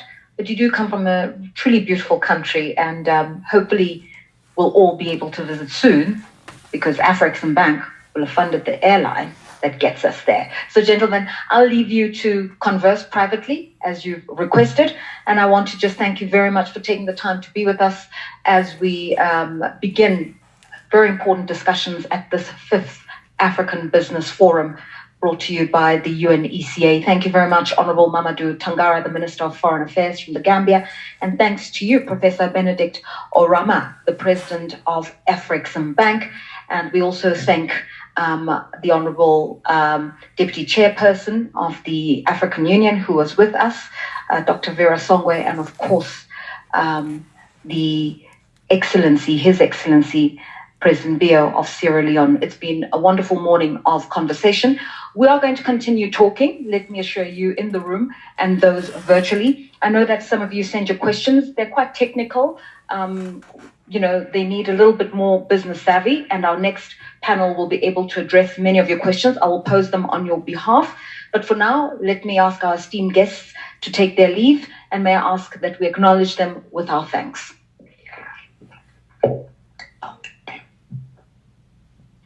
Sanbonani from Johannesburg, and welcome to Google for Africa. My name is Nitin Gajria, Managing Director for Google in Africa. Google is invested in building out our global infrastructure to help bring everyone online. This includes Equitiano, a state-of-the-art subsea cable that will connect Africa with Europe. We're already making tremendous progress on the construction of branches landing in Nigeria, Namibia, St. Helena, and South Africa. Our partnership with UNDP empowered 25,000 students and 800 teachers across 20 schools with access to Google Workspace for education, training, devices, and full Wi-Fi access. Now, to tell you more, it is my honor to welcome our CEO of Google and Alphabet, Sundar Pichai. Welcome, Sundar.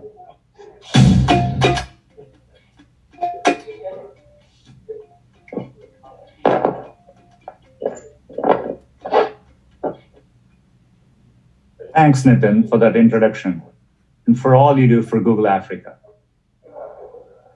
A big focus has been expanding opportunity through digital skills.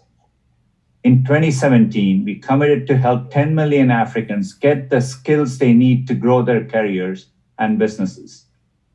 And so far, we have trained 6 million people. We know there's more we can do to bring the benefits of technology to more Africans. So today, I'm excited to announce that we plan to invest $1 billion in Africa over 5 years. It'll cover a range of initiatives from improving connectivity to investing in startups. We have so much opportunity ahead as Africans shape the next wave of innovation. Thank you for the chance to be a part of it.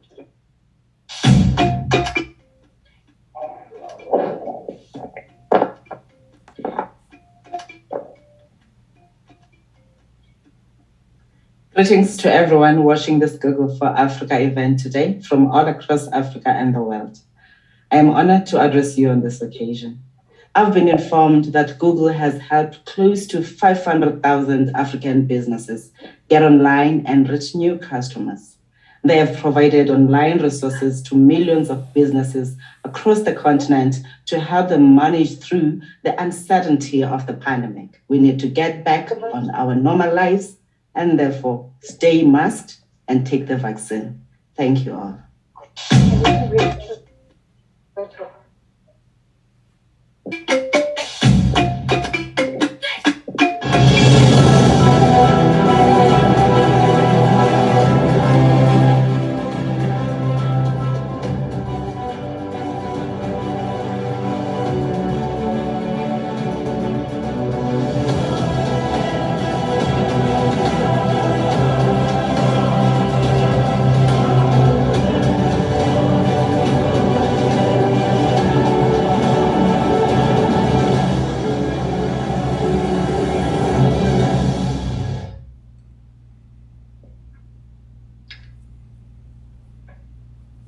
All right, we're ready to continue with the remainder of our program. And let me again remind those who've joined us virtually that you are watching virtually the 5th African Business Forum brought to you by the UNECA, Africa 24, and Google Africa, supporting the industries, the ideas that will move Africa forward. A lot has been said today about the different modalities of transport that can unlock growth in Africa. We've spoken a little bit about rail, definitely about roads, but a special focus on aviation. And the reason is because it is through aviation that we can also see a synergistic, a symbiotic growth and opportunity for tourism, because it is these airlines that will bring in foreign visitors to African shores. And it is also through aviation that we can see a lot more cargo goods moving through the African continent in support of the African Continental Free Trade Area. So we are really punching at different areas, trying to get a win across different segments of the economy, the tourism economy, the transport economy, and ultimately generating growth and development for the African continent. Just by way of numbers, because numbers don't lie, when we get the transport sector right and unlock the potential in transportation and logistics, it could add 7% to general economic activity or GDP on the African continent. 7% is not a small number. Currently, air transportation supports 7 million jobs across the aviation sector. That's everything from pilots to stewards and stewardesses on the airlines, to catering services, maintenance and engineering of aircraft. 7 million jobs come from the aviation sector. Prior to COVID, so before COVID-19, the African continent saw on average 76 million visitors coming to our shores. 76 million. If we get aviation right, as has been said, with the right investments, the right procurement of aircraft, and just supporting the hospitality industry, we could see the number of visitors to the African continent jump up from 76 million to 303 million in the next 10 years. We are gunning for that 303 million number because so many more jobs will be supported across the value chain. So now, as we discuss the investment opportunities, and we also talk about optimization and efficiencies that will lead to growth, I'd like to introduce to you our panel. Most of them are coming to us virtually, as this is a hybrid forum, and we're still living in a world where we need to social distance and keep safe. So if you can just pay attention to your screens, for those of you in the room and for those of you online, as we welcome His Excellency Albert Muchanga, the Commissioner for Economic Development, Trade, Industry and Mining at the African Union. He will address us first, and thereafter we will yield the virtual floor to Abdurrahman Bert, who is the Secretary General for the African Airlines Association, also coming virtually, Yassin Fall, who's the Acting Vice President at the African Development Bank, working a lot on issues of hard and industrial infrastructure, Salim Bora, who is the chairperson of the Suma International Construction Group. They've built many airlines in West Africa, airports in West Africa, also coming to us virtually. Angeline Samana is the Interim Secretary General of the African Civil Aviation Commission, also coming to us virtually. Ms. Beatrice Chetor, who's of the Secretariat of the African Continental Free Trade Area. They're based in Accra, Ghana, and she'll be joining us virtually.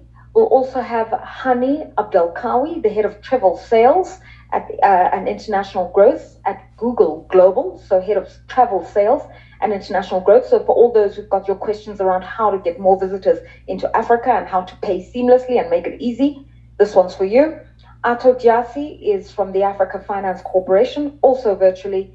And then last but certainly not least, we have from the Arab Bank for Economic Development in Africa, Sidi Ould Tar, will also share with us a perspective from the financing side as well. So without further ado, over to you, Your Excellency Albert Muchanga, Commissioner for Economic Development, Trade and Industry and Mining at the African Union. The virtual floor is yours.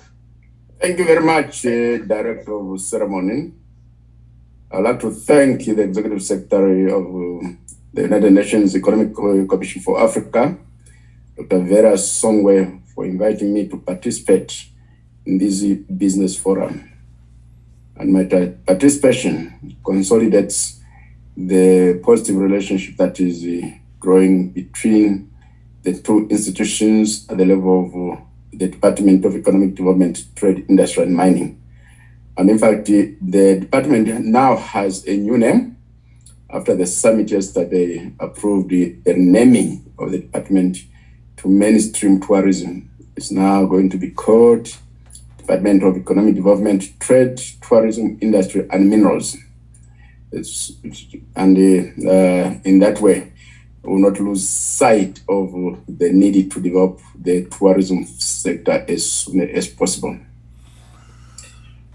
I'll begin by saying that Africa is a continent of more than 30 million square miles, kilometers actually, not miles.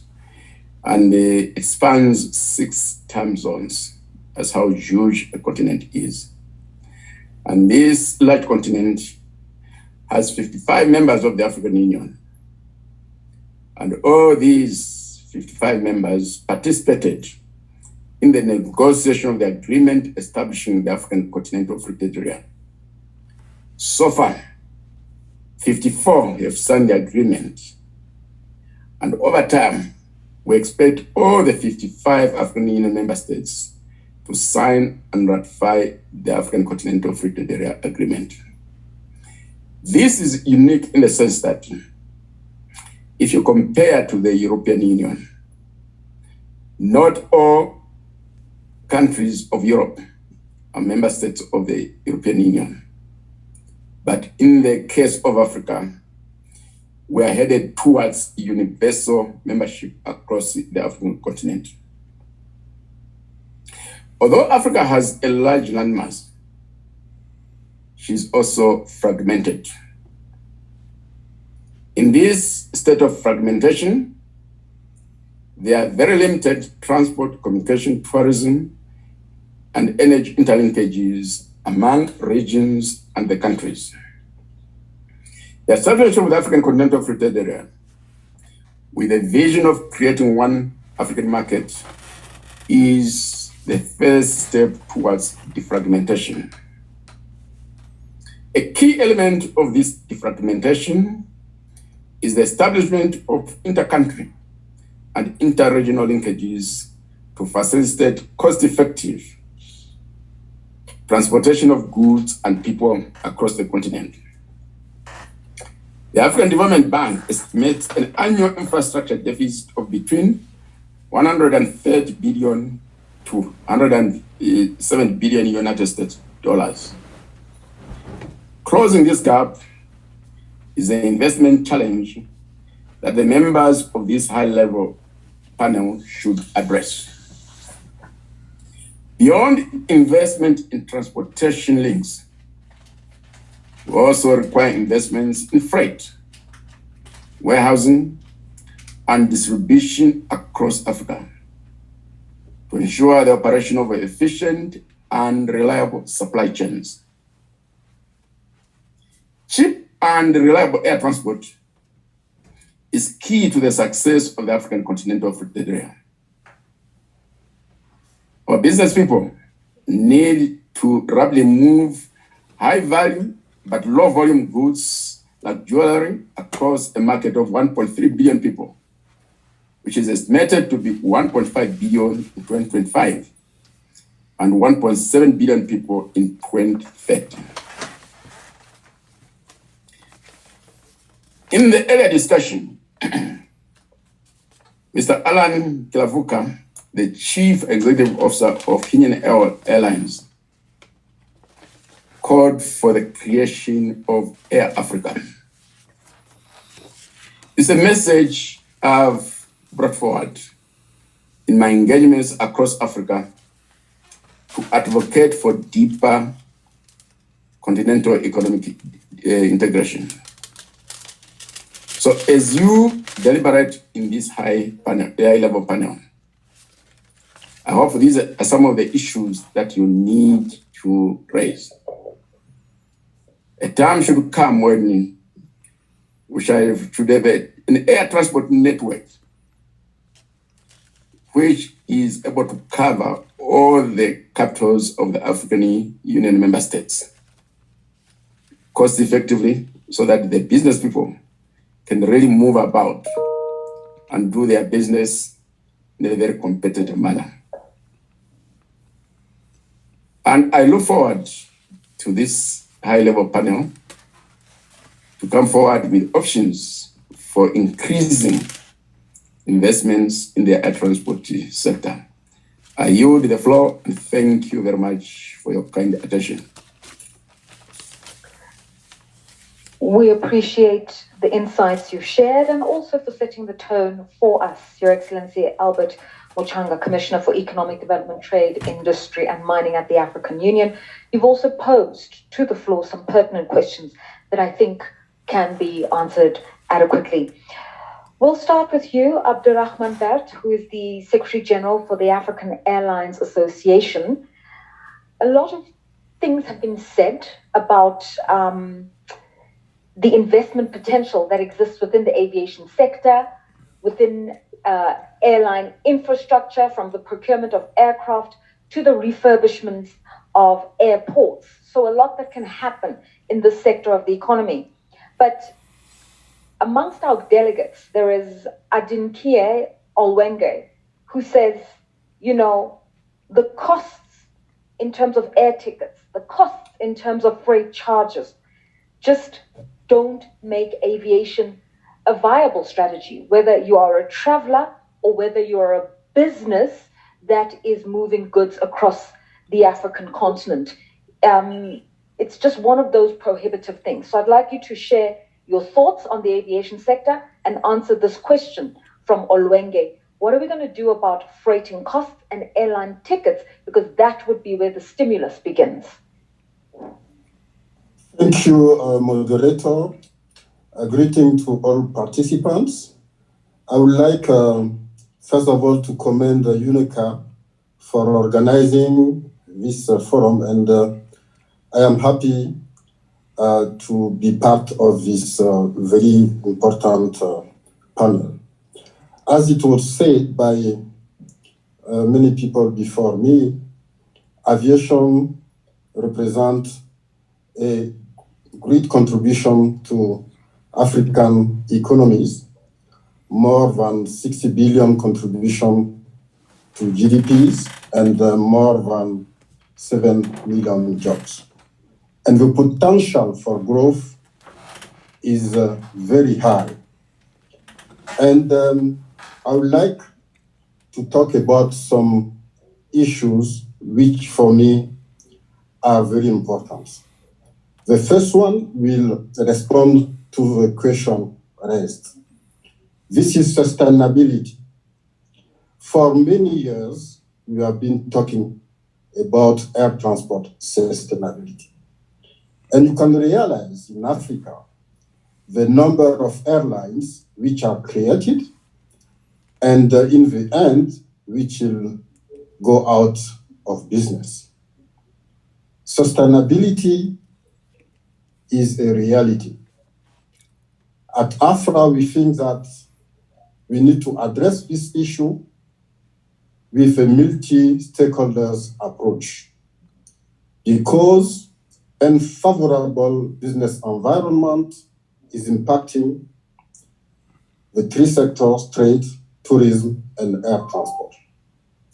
The challenge is how to set prices at an affordable level for African middle-class citizens, and how to make the environment made more sustainable for industry players like airlines.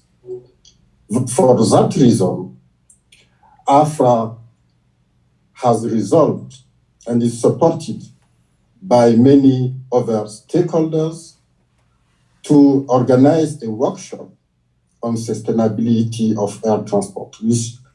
This workshop will happen soon. We are in the phase of preparation. The objectives is to put all stakeholders together and to think out of the box to find workable solutions to address the sustainability issue. The second concern for me is about financing requirements to sustain the growth of our industry, because the need for financings are very, very high.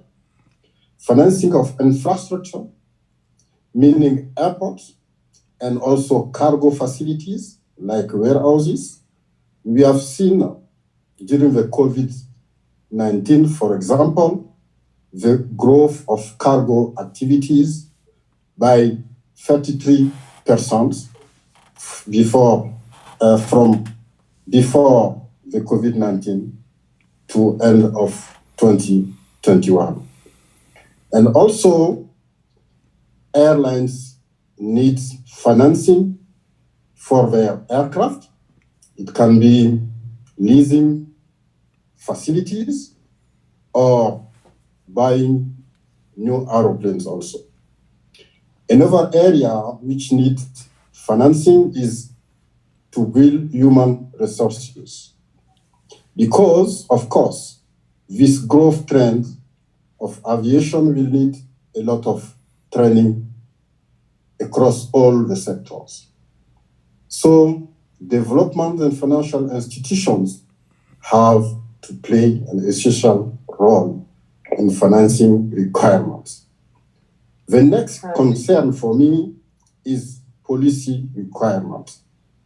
We need to put in place a policy environment which will sustain the growth of air transport.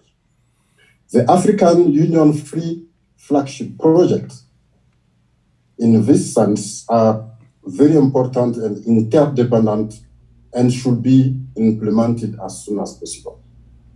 Right. Regarding the single African air transport market, we have so far 35 states which have committed to it. We need to make sure they will start implementing it. This project will enhance connectivity intra-Africa and also grow, expand the market, air transport market share. We need to work hand in hand the SATAM and African Continental Free Trade Area stakeholders. And also regarding policies, we talked about cargo development. We need also to adapt regulations and policies regarding cargo customs in African states to better facilitate the development of this sector. Another requirement goes to airlines. Airlines really need to rethink their business and enhance cooperation. Mr. Alan Kelavoka, CEO of Kenya Airways, talked before me about kind of consolidation. This is very important. It goes from interlining, code share, or equity partnership. We really need to support our members for that. And to end my contribution, I will say that at AFRA, our role is to support our member airlines and also to put on the table some new projects which can sustain the air transport industry. Thank you. Thank you so much for your interventions. And I guess from what you've said, the important terminology here is sustainability. Whatever you do, make sure it is long-term, long-haul investing, and it keeps the jobs moving in that sector of the economy.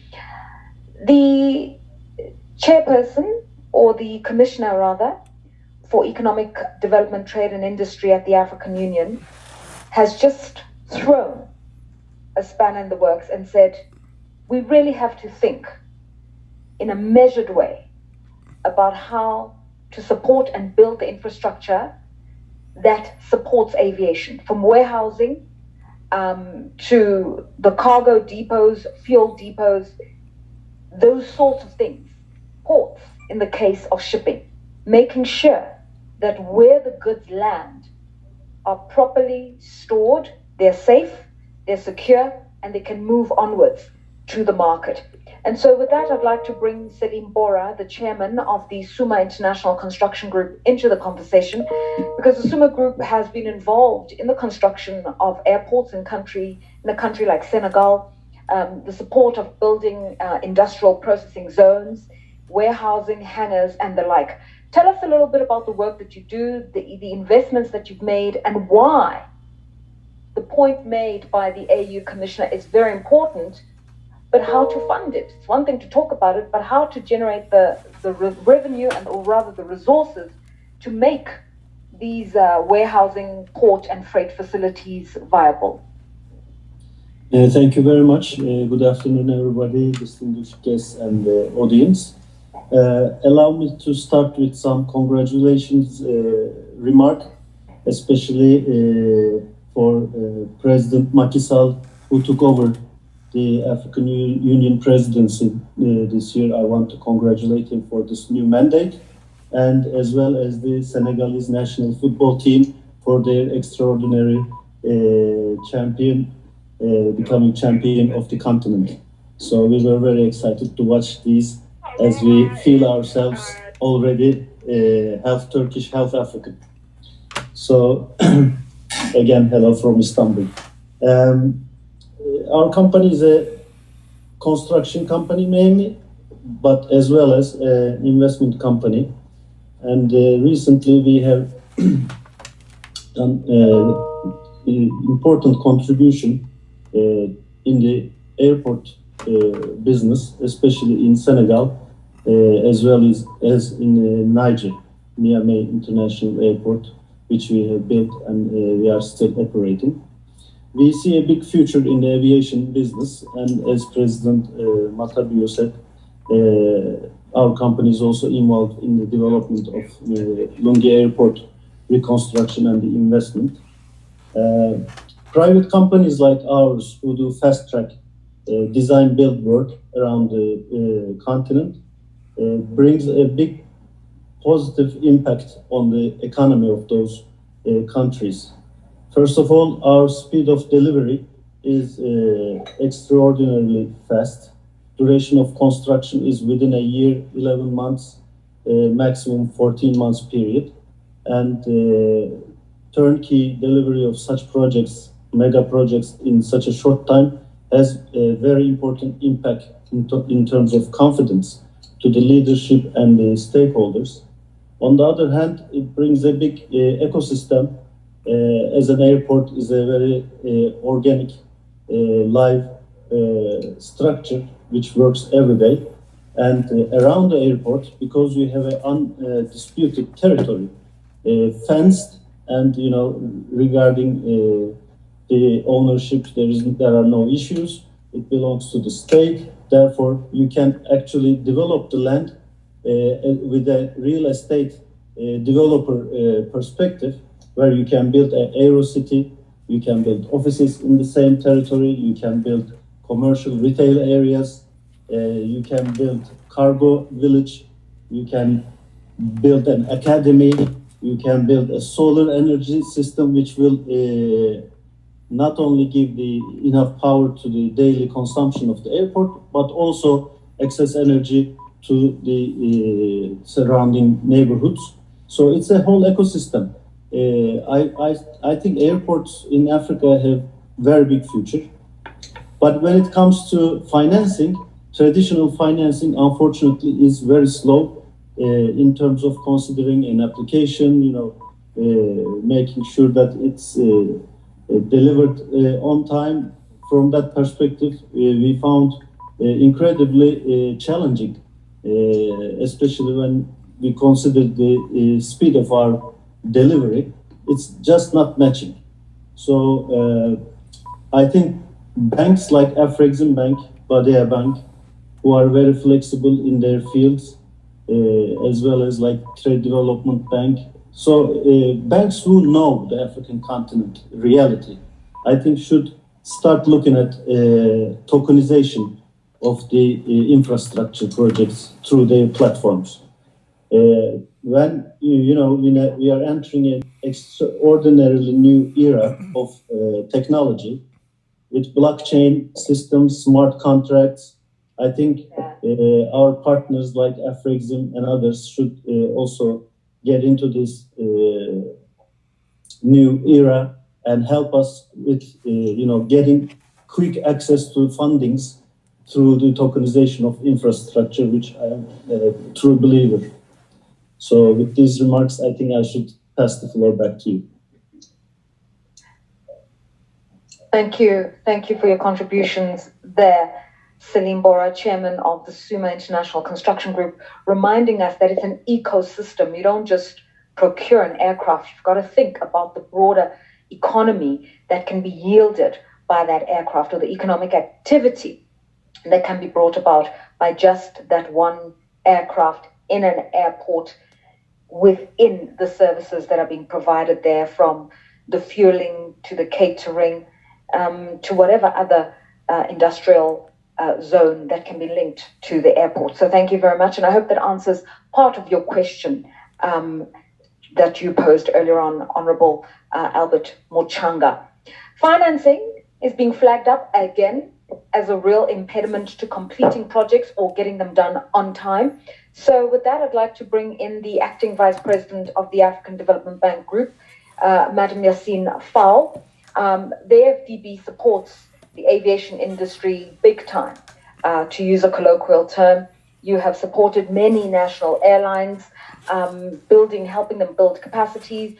Obviously, you are a huge investor in hard infrastructure across the African continent, roads, energy. It's one of your 5 strategic priorities. But the issue here is how to unlock and deploy more capital that will stimulate this transport and logistics sector for growth, for the kinds of numbers we've been talking about all morning, and also for commercializing businesses, as Afrexim Bank spoke about earlier on. Good morning, and good morning. Allow me, Lerato, to recognize the previous high-level panel, including heads of state, senior government officials, and private partners. And I would also like to thank the United Nations Economic Commission on Africa and my sister Vera Songwe, as well as the African Union Commission, including the Deputy Chairperson, Monique, and my sister, Amani Abu Zaid. Yes, the African Development Bank is definitely very much concerned and involved in developing a strong African aviation and tourism industries, first in relation to its strategic development priorities for the continent, the high 5. I don't know. I'm sure everybody knows what it is at this time, and also the importance of the implementation of the African Continental Free Trade Agreement that is now that will require to finance an expected increase of 28% of intra-African trade, but also ensuring by 2030, but most importantly, to ensure that our continent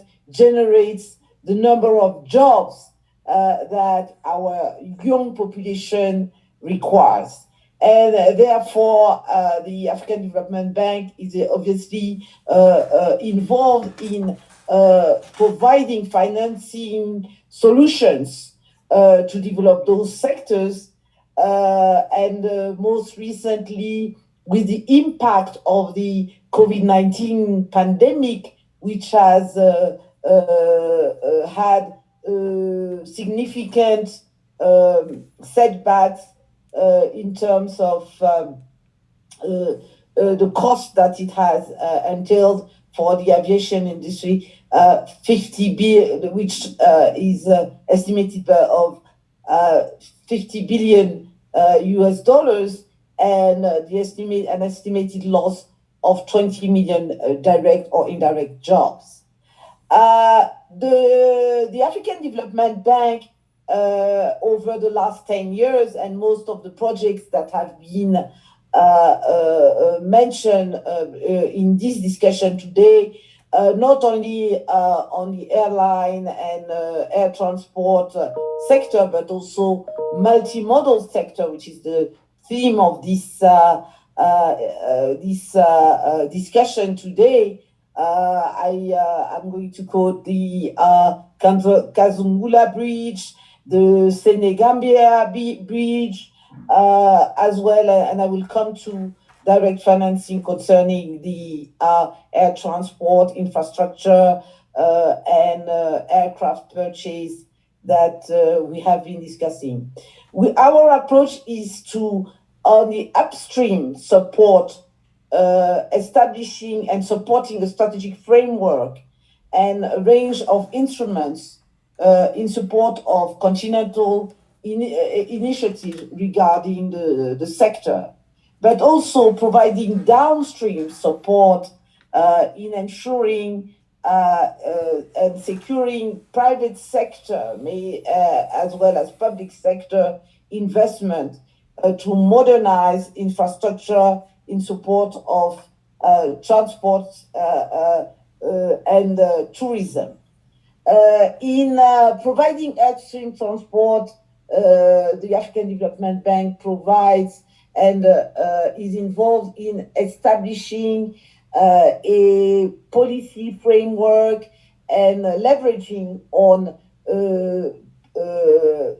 financial instruments and solutions to enhance the development of, to accelerate the development of the transport sector, and taking into account the importance of ensuring a sustainable development and sustainable growth of the transport and tourism sectors on the continent.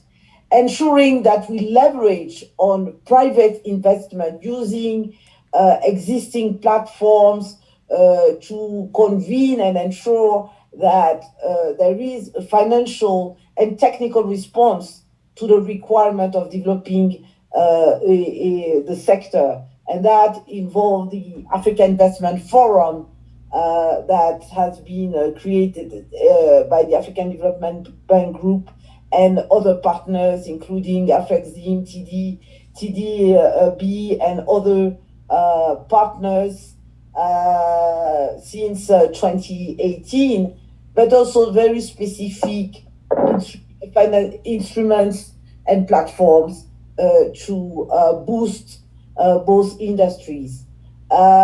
Also promoting specific de-risking instruments that obviously addresses the limited capacity to finance the industry, and that is to de-risk the cost, of financing and de-risking the investments that are required in the sector. I also like to mention the importance of in supporting the development of a single African air transport market that, of course, is necessary to ensure that, in particular, the African Continental Free Trade area allows a significant increase in trade, but also in movement of African people. The bank has provided specific support to, especially to the development of improving the air transport sector in several regions in Africa, but more specifically, boosting institutional capacity to oversee civil aviation safety and security, as well as the capacity and modernizing the air transport equipment and infrastructure. And on the downstream, let me mention the importance of sustaining the modernization of major aviation infrastructure. The African Development Bank, supported the development of Dakar International Airport, Blaise Diagne Airport, as well as the connected other transport, including railway transport, in supporting the Dakar Regional Express train that connects the city of Dakar and the new airport. Also, several terminals, including Accra Kotoka International, or supporting the investment that African air transport airlines, such as Ethiopian Airlines or Air Cote d'Ivoire modernization has required.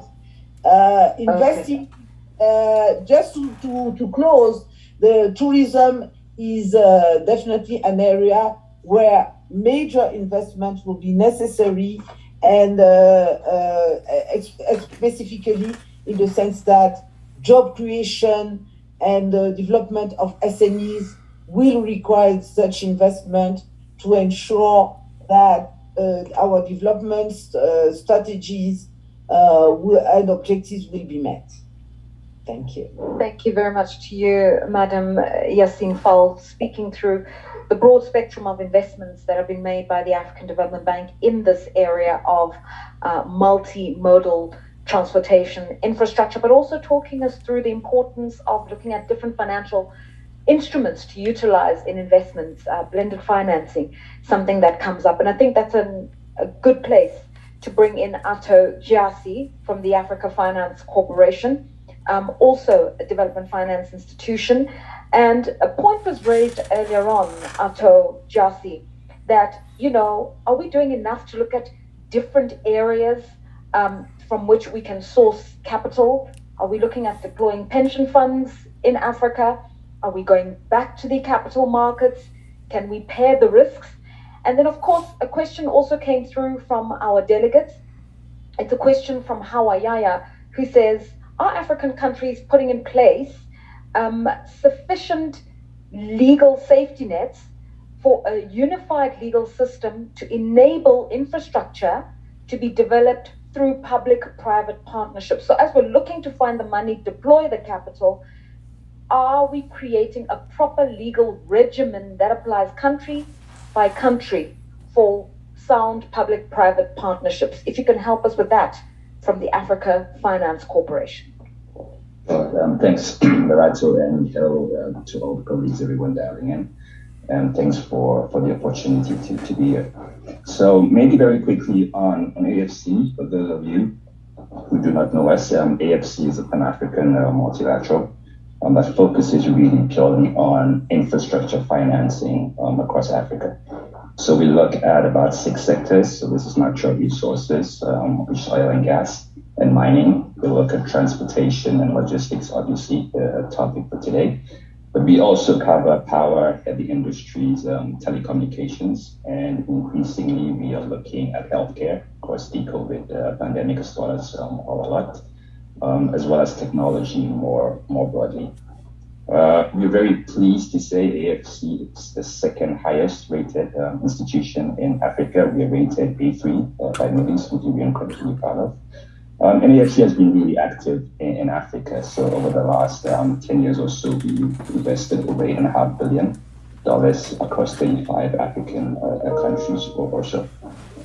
So I'm trying to respond, I suppose, directly to your first question around sources of capital. I think one thing that I always say, and I suspect a lot of people have always heard, is there actually is a lot of capital available for projects in Africa. The challenge we find is this whole issue about bankability. And I know you asked the question of Dr. Rama earlier on, and what does it mean? Again, something that's been discussed, fairly at length. So I think in addition to the normal products, I think that most providers give out there, which is your senior debt, your trade finance, and your mezzanine. The space that AFC spends a lot of time in is project development. And this is really the effort and the funding required to take the project really from an idea past the bankable feasibility studies to actually getting the work done to getting the project up. So that has to do with things like permitting, detailed analysis, pulling together the whole advisory system, and all the partners involved in it. And we actually really had a really good track record in this space. I mean, I'll give you an example that we are particularly proud of, which is the Arise Special Economic Zone in Gabon. So those of you who know Gabon may note that it's always been very heavily oil dependent as the oil resources are coming down, they're transitioning the economy. And Gabon is blessed with a very good forestry sector. But most of this was not being processed. So, I mean, AFC, or maybe to put a little bit more detail, and a lot of they were selling, for want of a better word, at about 30 euros per square meter. We believe that for Africa to work and grow, there's got to be ecosystems. It's a word that's been used earlier today. You've got to see the linkages and be able to apply those linkages to creating value. Again, everything we discussed here cannot be done in isolation. If you go back into history and you look at the key hubs we have in Africa today, a lot of them have colonial ties or ties to things like mining companies. So in order to bring this all together, we've got to look at linkages. So in Gabon, what we did is develop a mineral ports. We just developed a general port, a whole railway network, and a beneficiation system for the forestry products, such that purely because of beneficiation, Gabon is now able to get close to 180 euros per square meter versus the 30 it was already doing. And in fact, in certain instances, as much as 40,000. And this is purely about beneficiation. This is purely about linkages. This is purely about infrastructure. So we see that as really key for Africa. We need more partners, and they're prepared to develop take the development risk and pull these together. Once you get the development out of the way, again, my sense is there is a lot more capital available, whether that be project equity or senior debt, it tends to be more available. Touching briefly on the second question, which speaks to legal network. We speak about Africa, but it's again very dangerous to speak about Africa as it was one country, because it's not. You certainly have 7 jurisdictions that have very developed legal frameworks, and you have some that are not so well developed. I would say from an AFC perspective, one of the things we're really proud of is Zafida. So this is a body that we were part of setting up that seeks to pull these things together. So it goes about, it does a lot of public service, a lot of education, predominantly to the public sector, but I also say to the private sector. We're trying to do a lot to standardize documentation. So, I spoke earlier about project development, and one of the things that is really difficult, costs a lot, takes a lot of time, is pretty much every deal Africa does, we treat as a new deal. We just don't replicate, or we tend to not replicate and scale up. Something we spend a lot of time trying to do and replicate. And you find that in jurisdictions that get this right, you see the scale up. So if I digress for a second to the power sector, for example, in Ghana, we were very proud to be part of SunPower, which is one of the first IPPs that happened in the market. And you suddenly saw a ramp up in that because there was more understanding, there was more standardization of the documents, and that goes through. So again, it's not a question one can answer generically, but we are seeing improvement across the various African countries. Right. Absolutely, and I think standardization of rules is something that the African Continental Free Trade Area, it's the bedrock of the work that's being done by the Secretariat. And I know that on things like local content, on the manufacturer side, they've made significant headway. I want to stay with the money before I bring in the speakers from Ghana and the CTFTA, and invite you from the Arab Bank for Economic Development in Africa, Chepelaya Kabata. Let's stay with the money. But the question here is, the question coming through from our delegates, how do we fast track trans-African infrastructure when we know that some countries do not have the capacity and the resources to construct their sections of the various infrastructure? So you want to see bridges crossing over one country to the next. One country can complete the bridge, the other can't. It's got too much debt. So how do we support those countries so that we do get, functioning, streamlined, cross-boundary infrastructure without delays? Well, thank you very much for the opportunity. And first and foremost, I would like to apologize in the name of the Director General, Dr. Sidi Unta, Director General of Badea, who charged me actually to fill in for him, and he would like to apologize to Dr. Vera Songwe, the Executive Secretary of ECA. I want to also take this opportunity to actually pass his regard to all the distinguished panelists today. So with respect to the question of how Badea does when it comes to finance infrastructure projects from the countries, connecting different countries, first of all, I would like to emphasize on the fact that over the last 45 years, infrastructure financing has been the hallmark for Badea. And Badea financed more than 200 roads across the continent. And most of these infrastructure actually benefited countries with no access to the sea. Landlocked countries benefit from this investment. So I will point out a couple of examples where Badea, being cognizant of some hurdles between government, how do you get those governments to get along to have a transnational infrastructure, for instance? One of the successful stories actually would be the road linking Benin and Togo on the Mono River. So the two countries actually were able to come along with the support of Badea and other financiers to erect the bridge linking those two countries.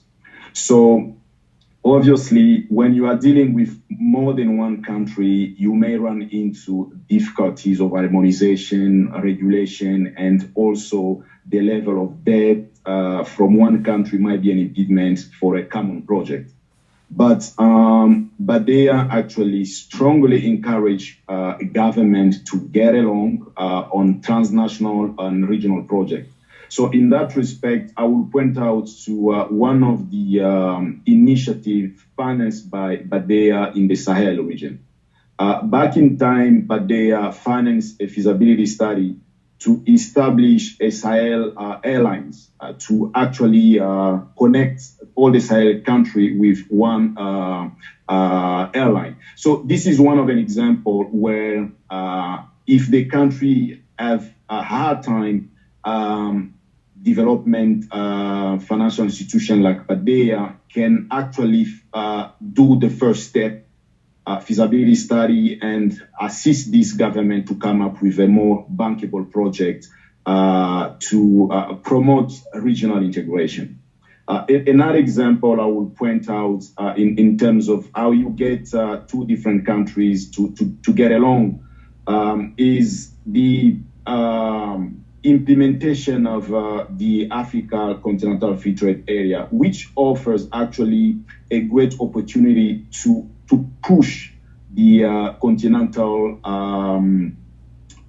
flag program like PIDA, the program for infrastructure development in Africa. So in that respect, we at Badea are very cognizant to the fact that when it comes to actually fill the gap, a huge one around the continent.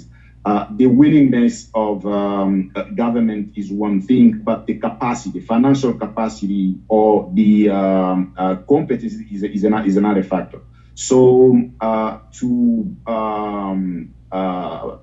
lay the first stone to promote such infrastructures, our institution is willing to step in, not only with feasibility study, and also to even mobilize more resources, our own as the one from our partners. I mean, I will point out more specifically to the Arab Coordination Group, as well as to other development bank. I will point out to African Development Bank, Afrexim, TDB, and others, with whom we've worked for quite a long time to finance common projects of regional integration impact across the continent. Thank you so much for your interventions and for reminding us that you can't achieve this without multilateral cooperation across regions and across various development finance institutions. Thank you for the work that you're doing. I think I'm going to go back now to the topic of why aviation matters, why aviation is regarded as one of the most strategic of the various transport modes that we've been talking about this morning. Angeline Simana, over to you. You're the Interim Secretary General of the African Civil Aviation Commission. Now, I would say to you, so many protocols, so many commitments. There's been the Yamoussoukro Declaration. There's been talk on freer skies. And about 3 years ago was the commitment around the single African air transport market. When do we stop talking, start implementing, move beyond commitments into action? And where do we stand right now on creating freer skies on the African continent?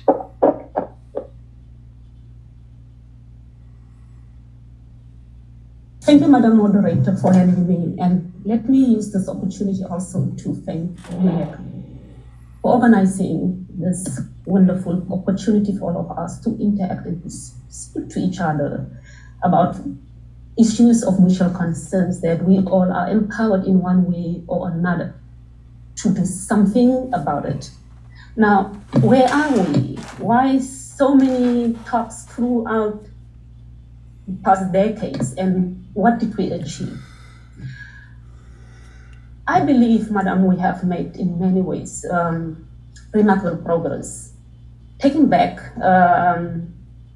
with a quick glance at 1988, it must have been very difficult for those ministers of transport from the 40 states that met in Yamoussoukro to discuss the problems that they saw and that the opportunities that they realized was only possible through talking to each other, as well as creating cooperation among themselves for us to be able to use the transformational benefits that we all know can only come from aviation to improve the social fabric of Africans at all levels. Now, earlier on, the Commissioner for Infrastructure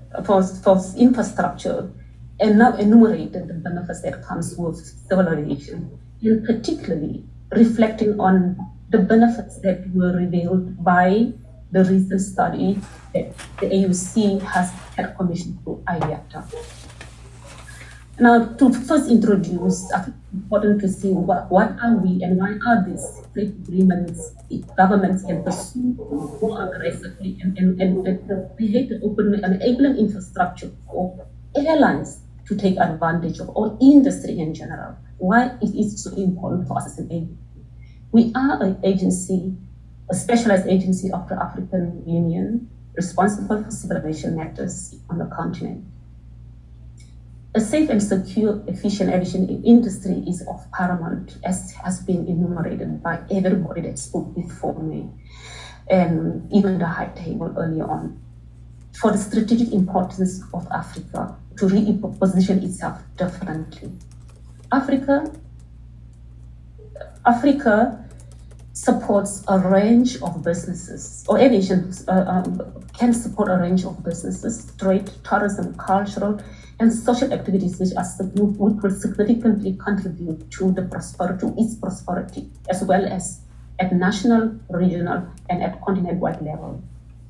Now, the African Civil Aviation was in 2007 entrusted with the responsibility as the executing agency for YD and the operationalization and implementation of the single African air transport market. Now, if we go backward, looking at how difficult it was for those ministers to meet, I think, and you all would agree, that it is much easier for ministers, this generation of air transport ministers, to meet and to discuss issues of mutual progress, of mutual importance to them. But we are obviously patently aware of the many opportunities that we have missed. 1998, when they met again in 1999, they realized that very little was achieved. We are better connected, but not as we should be, given the opportunities that we have as states as well as a continent. Now, this has been revealed in the recent IATA study that was carried upon behalf of AUC, which substantiates the idea that the full implementation of YD would lead to substantial benefits in Africa, or in the aviation sector, and the sectors beyond it. The study has projected that intra-Africa traffic volumes will increase by 51%, and all countries in the African Union are expected to experience that growth. Study further reports that average fares are projected to decline by 26%, providing fare savings for 1.6 billion per annum, while connectivity and travel convenience are expected to improve, with additional 145 city pairs receiving direct services and frequencies on the existing routes, increasing by 27%. But the study revealed another concern that has not been the focus for a long time, because it was assumed states are very generous when it comes to the basic air traffic rights, which is the third and fourth. Unlike we thought what the ministers were preoccupied was back in 1998, back in 1999, 2000, and this generation of aviation professionals is really that to provide beyond services, to enable airlines to be able to move and to build the yields that are necessary. Now, this study revealed that there is a very low level of BASA compliance between YD states, because all of them, with the exception of Mauritius and a few, are YD states. They subscribe to the YD policy. Then we have the 35 that have now subscribed to be part of the single African air transport market. Now, from this study, it is clear that there are only 4 states with a very high level of YD compliance when it comes to their bilateral air services agreement. These countries are Liberia, Cape Verde, Mozambique, Senegal, and Mali. Now, I believe to pause here, these are states with aviation activity and arrivals that are less than 1 million.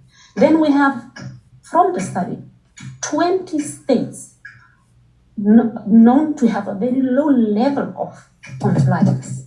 Now, I believe this is where we should, our concern and our focus would be within the executive agency. Because within the 20 states that are known for a very low level of compliance, we have states with the most busiest airports in terms of traffic, passenger arrivals, and passenger movements. Right. We have, for example, Johannesburg. It moves in 2018 alone 21.2 million. Cairo, 15 million. Addis Ababa, 12.1 million. Cape Town, 10.8 million. Casablanca, as you rightfully earlier stated, that numbers don't lie. Cape Town, 10.8 million. Casablanca, 9.7. I will later on state the morale behind me enumerating the numbers. We have... Ms. Simana, I'm going to be rude. Sorry to interrupt you there. Your sound is not coming across very clearly at this moment. So if we could leave it at this juncture, because you're not coming across well, technically. But I think we've understood how much money is being made from air travel and the new hubs that are emerging from Addis Ababa to Cape Town, even Casablanca in Morocco. So there's a lot of work that's taking place on the African continent. I think we'll stay with the theme of getting people moving and traveling. Hani Abdelkawi, Head of Travel Sales for International Growth at Google Global. I'd like you to add your voice and also answer this question from Ziad Haoumi. Ziad says, isn't it time to review the cost structure of air travel and find a better way to make travel more attractive? And I think one of the ways young people find it easier to travel is if they can do everything online, if they can book the air ticket, the hotel, the Airbnb, move their foreign exchange for the next destination. If they can do all of that digitally, it would make it so much more attractive, certainly for the millennials and those younger. Thank you very much, Lerato. Allow me to probably just say a quick note. So, Your Excellencies and distinguished guests, thanks for having me. I truly miss being in person with all of you and enjoy a true, authentic cup of coffee in one of my favorite, Addis Ababa cafes. It's a very interesting dynamic at the moment as the whole travel went into a full reset over the last couple of years. We really didn't need COVID to remind us about the contribution of tourism to the GDP. But as the whole world is trying to recover and reconstruct, allow me to probably share with you a couple of comments first. As you as governments and business leaders are trying to solve Africa's deficit in infrastructure when it comes to the mobility. So think of three matters exactly. So prior to the COVID, the challenge, the travel and tourism industry provided a total economic impact of around $9 trillion. And if we put this as a country, it would be the third largest GDP country in the world, right after the US and China. The second point, as Dr. Vera Songwei said, and Dr. Amani Abu Zaid also iterated early, 1 in every 10 jobs in the world is supported by the travel and tourism sector. So think of all those local small and medium businesses, taxi drivers, tourism workers here and there, and even the infrastructures that support and all the related associated industries behind it. The whole commerce and the whole even e-commerce is dependent about the global mobility in definitely one of that. So as leaders, it's very critical for all of you in the government to help fight against unemployment rates and creating even more GDP income and improving, importantly, the prosperities of your own people. And thirdly, travel is the biggest export business we can ever think of. So if you're selling a few products or coffee or t-shirts, there are always logistics about how to do setup for success. But travel, people truly want to come to you, and the whole world is your market. So the potential is truly there, and the whole idea is how can we maximize and get as many input as possible and improve the returns on the significant investments that you are discussing today, and obviously discussing challenges of funding. But the execution is equally important as the planning to maximize those chances. If I summarize those 3 points before I jump to that particular question, is I can say that travel is no longer a luxury. It's rather a human necessity. So I'm very optimistic about the whole rebound coming our way. So when it comes to the psychographics behavior of how people are trying to now travel and the whole millennium and the whole costing behind the travel industry, it's always challenging, because on one side, like, the travel suppliers are always tied to significant cost infrastructure behind the operations that they are trying to offer. For the fuel prices, for example, there is nothing to do about it but to pray. And unfortunately, it's very high at the moment. For things such as like the taxes and like the in-country kind of taxes, and we've listened this morning about like moving from Western Africa to Eastern Africa, and as the CEO of Kenya Airways was talking, it's very costly surcharge that might even add 30% of the cost alone into that. So when it comes to the actual like users, as we are trying to probably analyze and see the potential here, taking a travel purchase decision, especially for young people and general even population globally, it proved to be very stressful moments. And sometimes people take a lot of time to decide whether to buy this air ticket or not. They almost know they want to go from A to B for a specific reason at a specific time, whether it's luxury kind of travel or even meeting family and friends, or diaspora coming back into their home countries and so on. But they always have this fear, if we compare it, for example, about like buying long-term goods in their homes, of like buying a sofa or even financial bonds or stocks to invest in. The reason is travel is always having this complexity of, did I get the right value for money, right? So it wasn't actually about it cheaper, that this is the only one thing that they want to index. It's actually about the full like value for money. And we are seeing a lot of people are now taking more and more independent decisions. So they are no longer influenced by like a major media stream saying like, I am the best airlines or I am the best hotel kind of chain. It's rather they go and validate the information and try to seek for themselves what is truly resonating as the best value when it comes to that. If I may probably add a quick additional note about what we see for demand for Africa. We are seeing it's an amazing green field for Africa when it comes to specifically to inbound tourism. So obviously clearing the path with things such as Agenda 2063 and the whole work about like CFTA is playing a pivotal role that inspires like a significant change by harmonizing the whole regulation around it, the whole infrastructure around it in order to support. And air for sure would play a significant role, but the whole panorama of life is connected. We might come by air, but people want to enter connectivity within Africa, maybe by a rail or some like simple buses or even like simplified like visa processing at the checkpoints at the border controls in general, whether it's sea or land and so on. So just to give you like probably what I just saw over the last 3 months alone, there is a huge user demand for the air travel to Africa. And to my surprise, it was actually at the same level of 2019. I'm speaking about people who come to Google and search for flights to places in Africa. It's exactly at the same level of 2019. With very prominent destinations such as Cape Town, Cairo, Lagos, Nairobi, Dakar, Casablanca, and lots of this demand might even come from France, from UK and the US.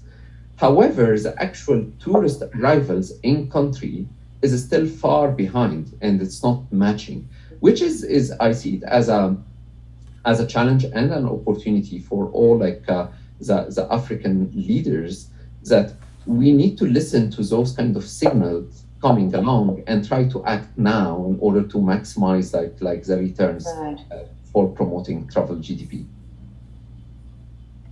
So this is fantastic. So we're seeing international visitors wanting to have an experience of Africa. They're coming. What we really need to stimulate is domestic travel. And now finally, I'd like to introduce our last speaker on this panel. And I kept you last, not because you're least, but actually because everything we are discussing here today concerns the work that you do, Ms. Beatrice Cheto, from the Secretariat of the African Continental Free Trade Area, all the funding around the tourism and hospitality sector, the funding of core infrastructure that will stimulate the transport economy, the warehousing, the airports, the rail, the roads, the things that will facilitate the movement of goods and commuters from one African market to the next. It's all about you. So after the things you've heard, what are your reflections? What can you tell us about the milestones that the African Continental Free Trade Area Secretariat are working towards? And also answer, please, some of the questions that have been raised about the need for harmonization and standardization of regulations, of payment systems, of border controls, and just general legalities.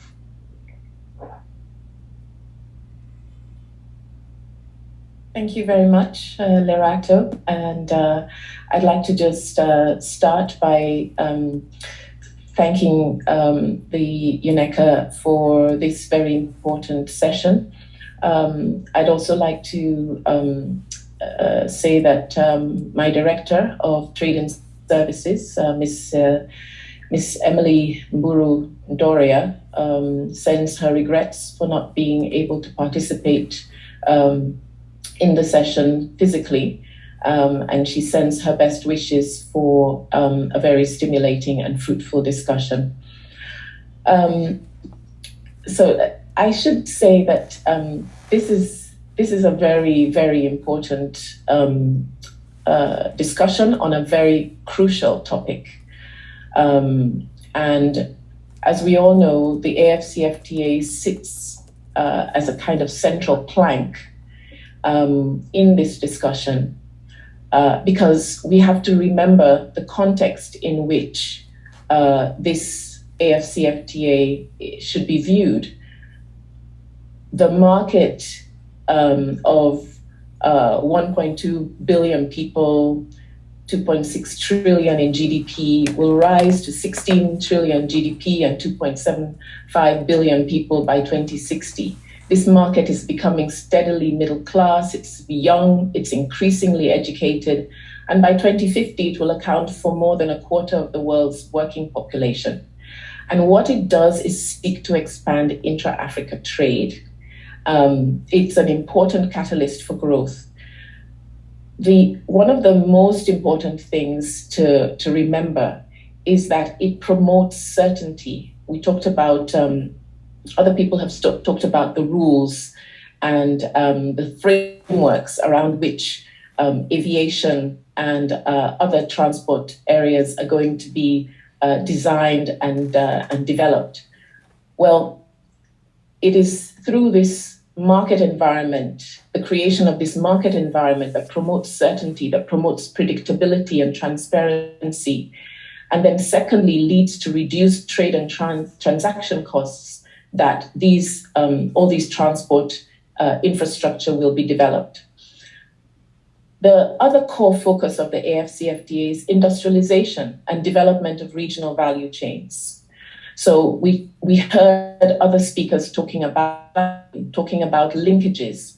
So where the AFCFTA seeks to create regional value chains, for increased trade in manufacturers, for agribusiness, that means that there will be tremendous growth in economic activities and job creation. There will be increase in trade in services, which is where I work, associated with that industrialization. And I should just signal that under the AFCFTA, we are continuing, as the AFCFTA Secretariat, we are continuing to assist state and non-state parties in the negotiations that will lead to progressive liberalization in trade and services in all service sectors. But we have started in the current round with business, communication, financial, tourism, and transport services. Now, I liked what another colleague on the panel was saying about the ecosystem for aviation and for transport, the development of the transport sector. We know already that intra-Africa trade has already been constrained by the state of transport infrastructure. So roads, which are the main port, carrying at least 80% of goods, 90% of passengers, yet we have 53% of roads are unpaved. This isolates people from basic education, health services, transport corridors, trade hubs, and economic opportunities. Similarly, although Africa has 1/6 of the world's population, it accounts for only 4% of globalized containerized shipping volumes. This is mainly due to insufficient port capacity. Africa only has about 64 ports, many of them poorly equipped, uneconomically operated. So this causes delays, long processing times, poor shipment handling rates. And these costs can reach about 50% more in Africa than in other parts of the world. Air transport in Africa remains expensive by international standards. This is mainly because of lower passenger traffic, limited liberalization of the airspace, despite the launch of the single African air transport market, and of course, because the negotiations are still ongoing on liberalizing services in this area. You've got high passenger and airport taxes. If we consider that African airlines used to have a share of global air transport market hovering around 2 to 3% between 1980 and 2019, we see that the market has really not developed. In the 1980s, African air carriers had 45% share of the African aviation market versus 55% operated by foreign carriers. But in 2019, the proportion of African carriers' share of the African market had fallen to 20%, with 80% of Africa's air transport market now operated by foreign carriers. So in effect, foreign airlines now serve 8 out of 10 of Africa's most lucrative routes. And then, of course, we know the COVID-19 pandemic has negatively impacted the operations of all actors along the air transport supply chain.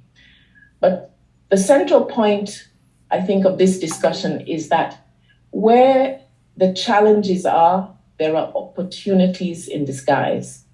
All of these inadequacies and problems are merely the starting point from which Africa seeks to trade with itself. So these opportunities, these challenges can provide significant opportunities for investment. These investments can lead to improvements in air traffic systems, fleet modernization, port security, streamlined cargo handling procedures, implementation of one-stop border posts, development of inland container depots, improved intermodal handling throughout Africa's trade corridors. And this infrastructure is urgently required to unlock Africa's trade potential under the AFCFTA. And this is why it is very helpful, and in fact, it's quite essential, that transport and logistics and tourism are being negotiated in the current round of services negotiation.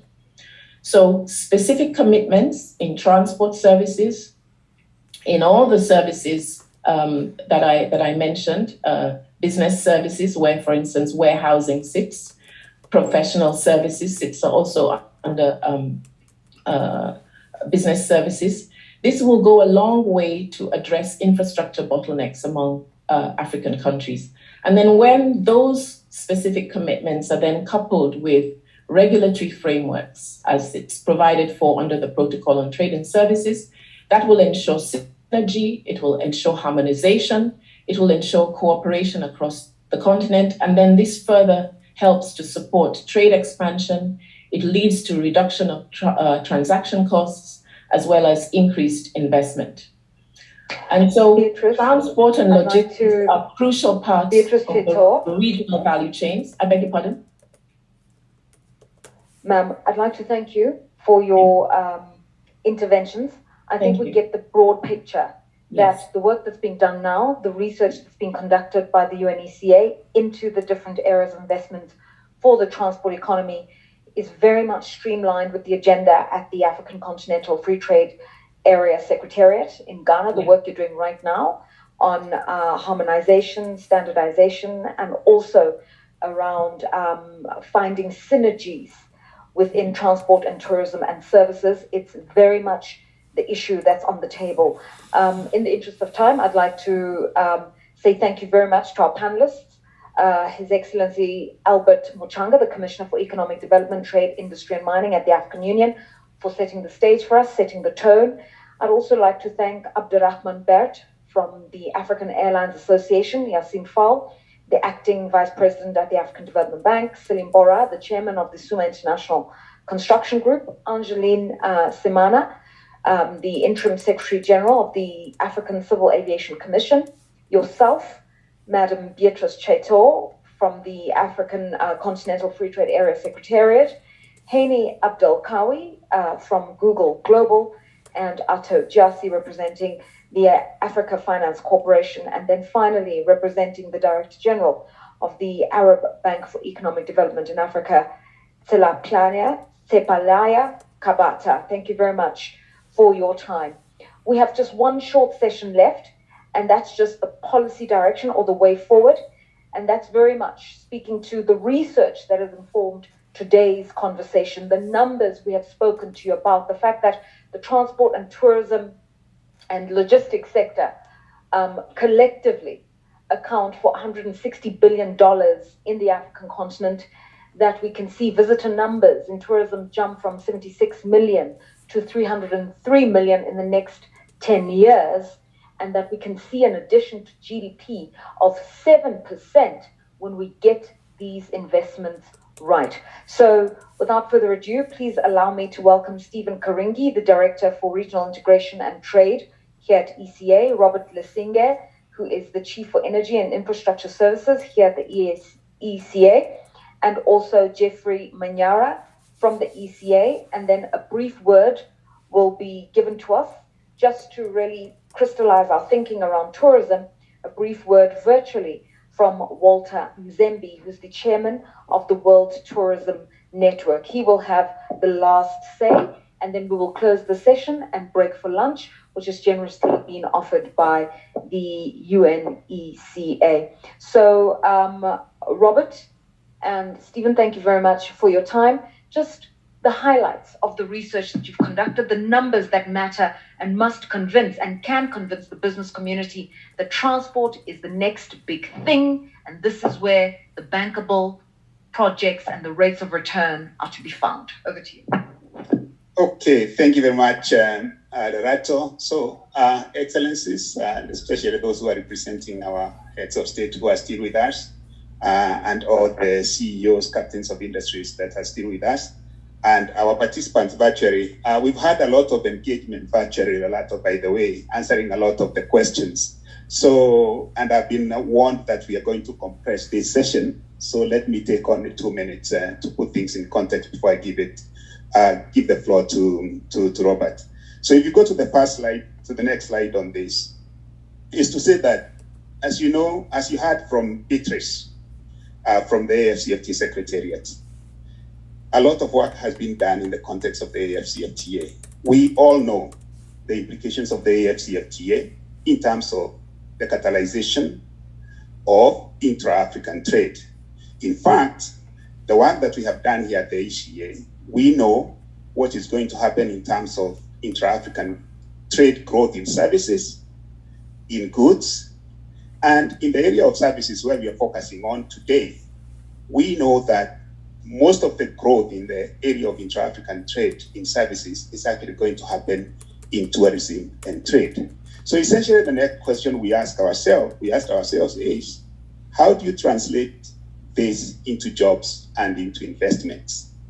And the study that Robert is going to give is to show how the growth in trade in services in those two specific sectors will actually be the platform through which we can actually unlock additional investments in the continent and jobs, because we know the exact corridors where these things are going to happen, where you need extra kilometers of road, where you need new rail track. And so what Robert will be giving us is actually details about that. And so that at least he gives you more insights into this. Let me pass the floor now to Robert. Thank you, Stephen. I think this is very exciting. It has taken us a lot of months to undertake this study, and so we're quite pleased to present the results. Very briefly, I would like to say what we did, how did we do it, and what did we find out.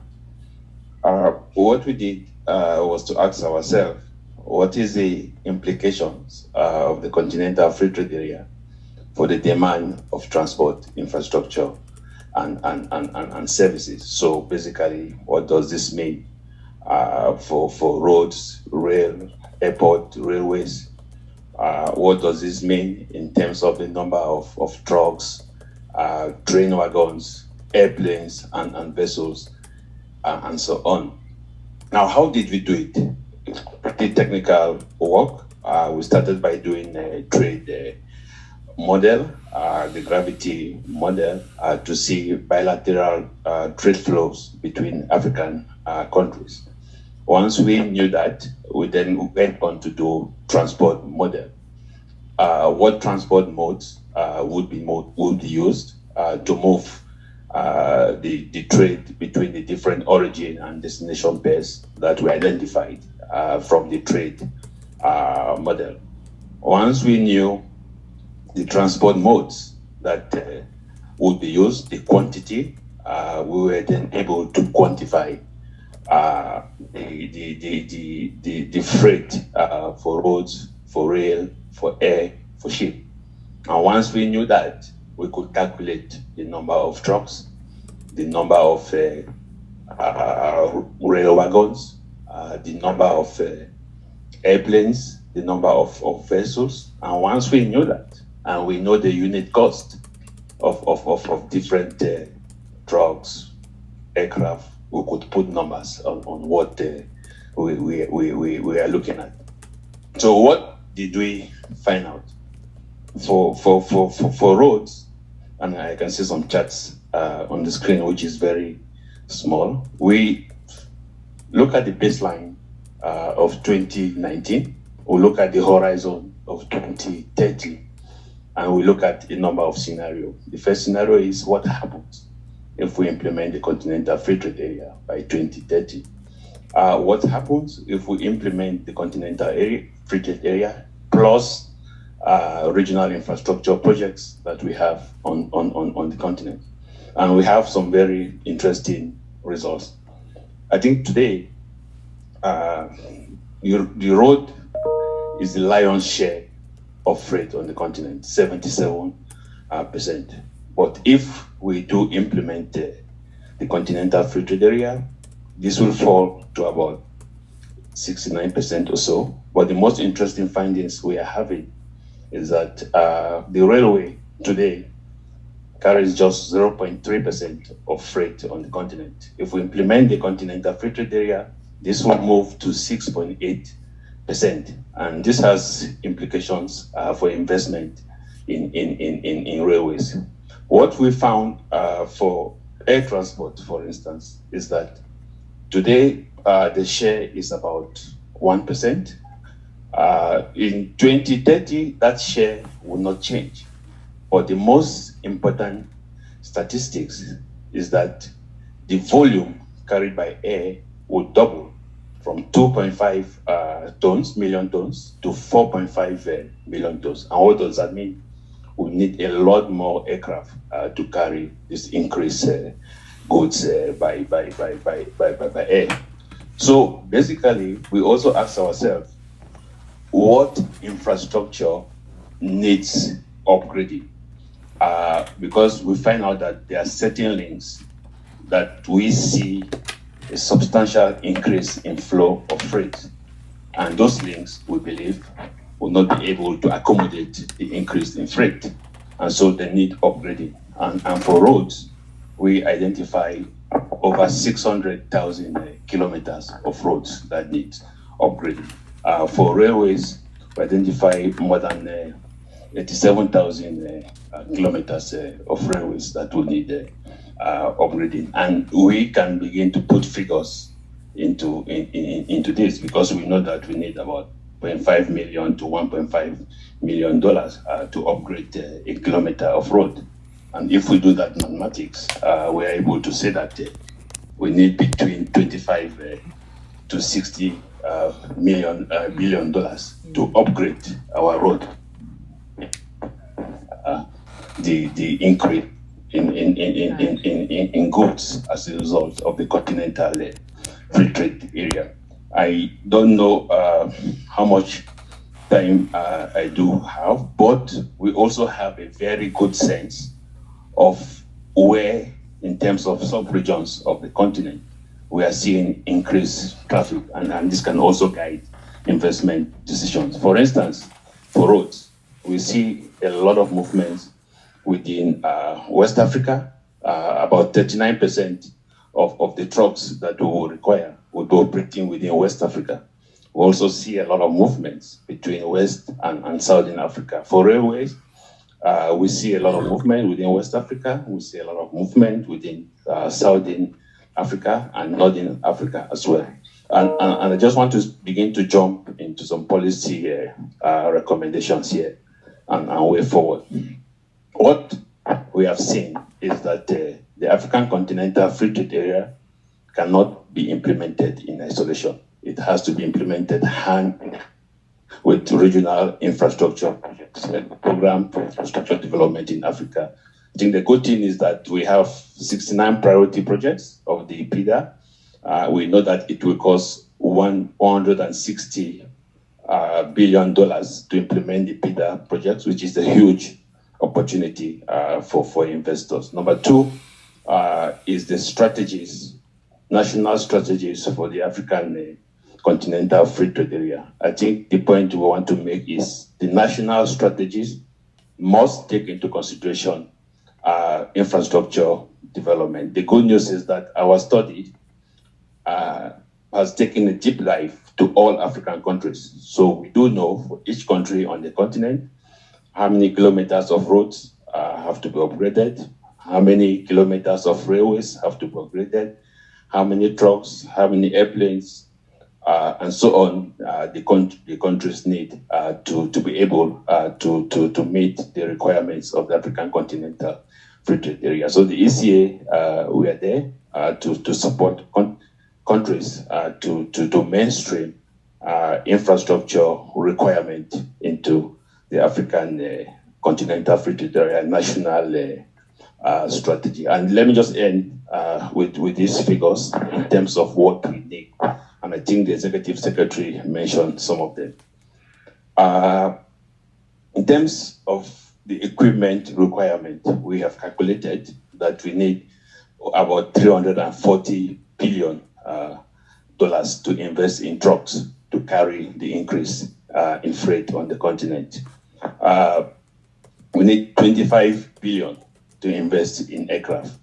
We need $36 billion to invest in freight wagon for train. And we need about $4 billion to invest in vessels. So I just want to leave it there with those numbers. And altogether, that's about $411 billion worth of investment that is waiting for people who want to tap. Thank you. Thank you so much to the authors of our research, talking us through the key highlights. 400 plus billion is not a number to be scoffed at across the value chain, shared out, creating jobs. I think your research also says as a percentage of economic output, 7%, that's a lot of busy people that can participate in the economies across the African continent. So thank you very much for sharing with us the core elements of this research that inform our discussions here today. Finally, we have a comment from Walter Mzembe, who's the chairman of the World Tourism Network for Africa, the former Minister of Foreign Affairs and Tourism in Zimbabwe, coming to us virtually. Could I get a signal whether he is online, lined up to talk to us? Just to remind us why we should always consider the transport economy as a synergy and a symbiosis with tourism. The two are interdependent. You can't have one without the other. It's a point we've been stressing throughout the course of the day. It doesn't seem like we have, we do have Dr. Walter Mzembe. Okay, please, over to you, sir. The virtual floor is yours. If you could just talk us through tourism, transport, and the future economy of Africa.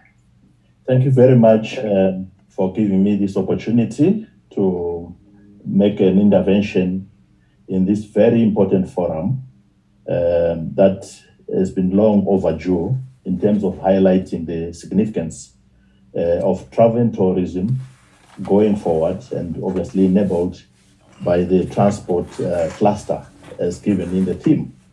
But suffice to say that I wish to share with delegates that the potential of travel and tourism is signified by its exponential growth over the last 65 years or so. In 1950, there were just 2 million arrivals, international arrivals in the world. And on the back of the aviation revolution, the global market has grown exponentially, at least up to 2019, before the COVID-19 pandemic, to 1.47 billion arrivals. And therefore, I'm yet to see any sector which can challenge the bullish growth of travel and tourism. No wonder it doesn't surprise, therefore, that even the United Nations World Economic Situation Prospects 2022 report actually still situates travel and tourism as the third fastest growing sector, third only after fuels and chemicals, and displacing food to the fourth place in terms of its export contributions, and also in terms of its catalytic aspects to revive the global economies. It is a sector in 2019, just before the advent of COVID, that registered 1.8 trillion in terms of export proceeds.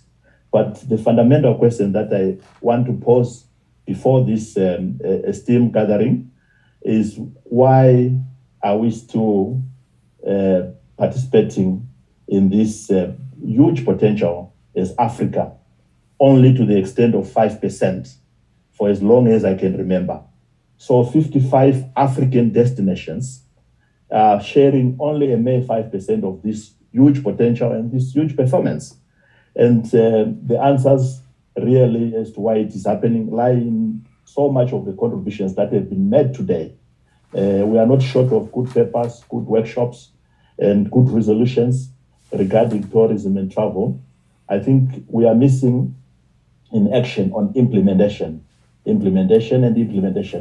For as long as I was Minister of Tourism, for the decade that I was, we were never short of sound policy resolutions at the United Nations, the World Tourism Organization, or within the African Union itself. Some of the speakers who have spoken, very familiar faces, but we come and repeat the same testaments year after year, and absolutely nothing happens by way of implementation.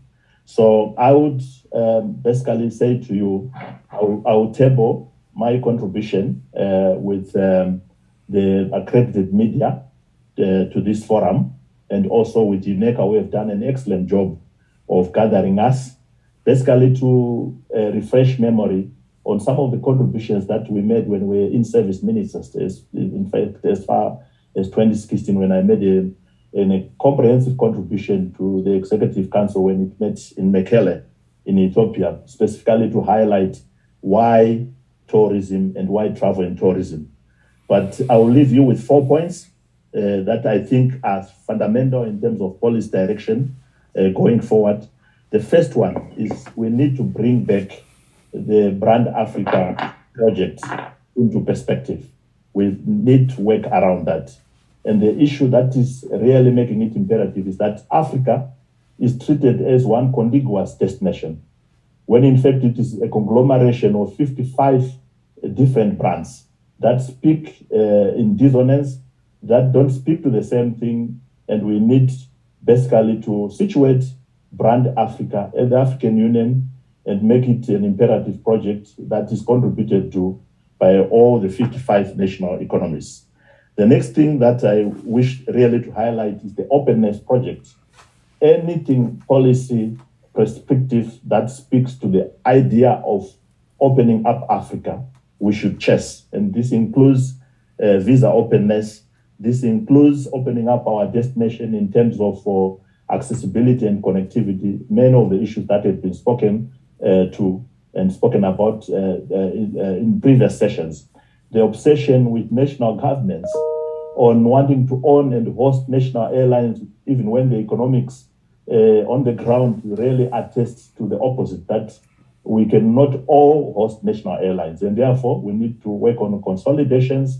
We need to work on route sharing. We need to support the regional airlines that are already doing very well. But those without national airlines, and there was a classic example that was given by the president of Sierra Leone, that without even a national airline, you can have the entire globe in your palm, just by making sure that you open your skies, air service agreements are in place, the infrastructure is in place. You can support the arrival of many global airlines into your destination without bleeding or hemorrhaging fiscus to support unviable projects like national airlines for many of our countries. The issue around institutionalization of tourism in the African Union is fundamental. I'm happy that a former colleague is now heading tourism coupled to many other elements inside the African Union. But that's not enough. You need to go a step further and actually conceive and consummate an African tourism organization, because many of these resolutions that we make here and that we make elsewhere, that are made elsewhere under the United Nations World Tourism Organization, do not find fertile ground for implementation at the African continental level. And therefore, we will need to make sure that we resuscitate a project that we started way back, and I think it froze around 2019, of the consummation of an African or Africa travel or tourism organization with an imperative membership of all the 55 countries, but basically assist with the core business of making sure that all the enablers and facilitators of tourism are in action and they're seeking in consonance all together.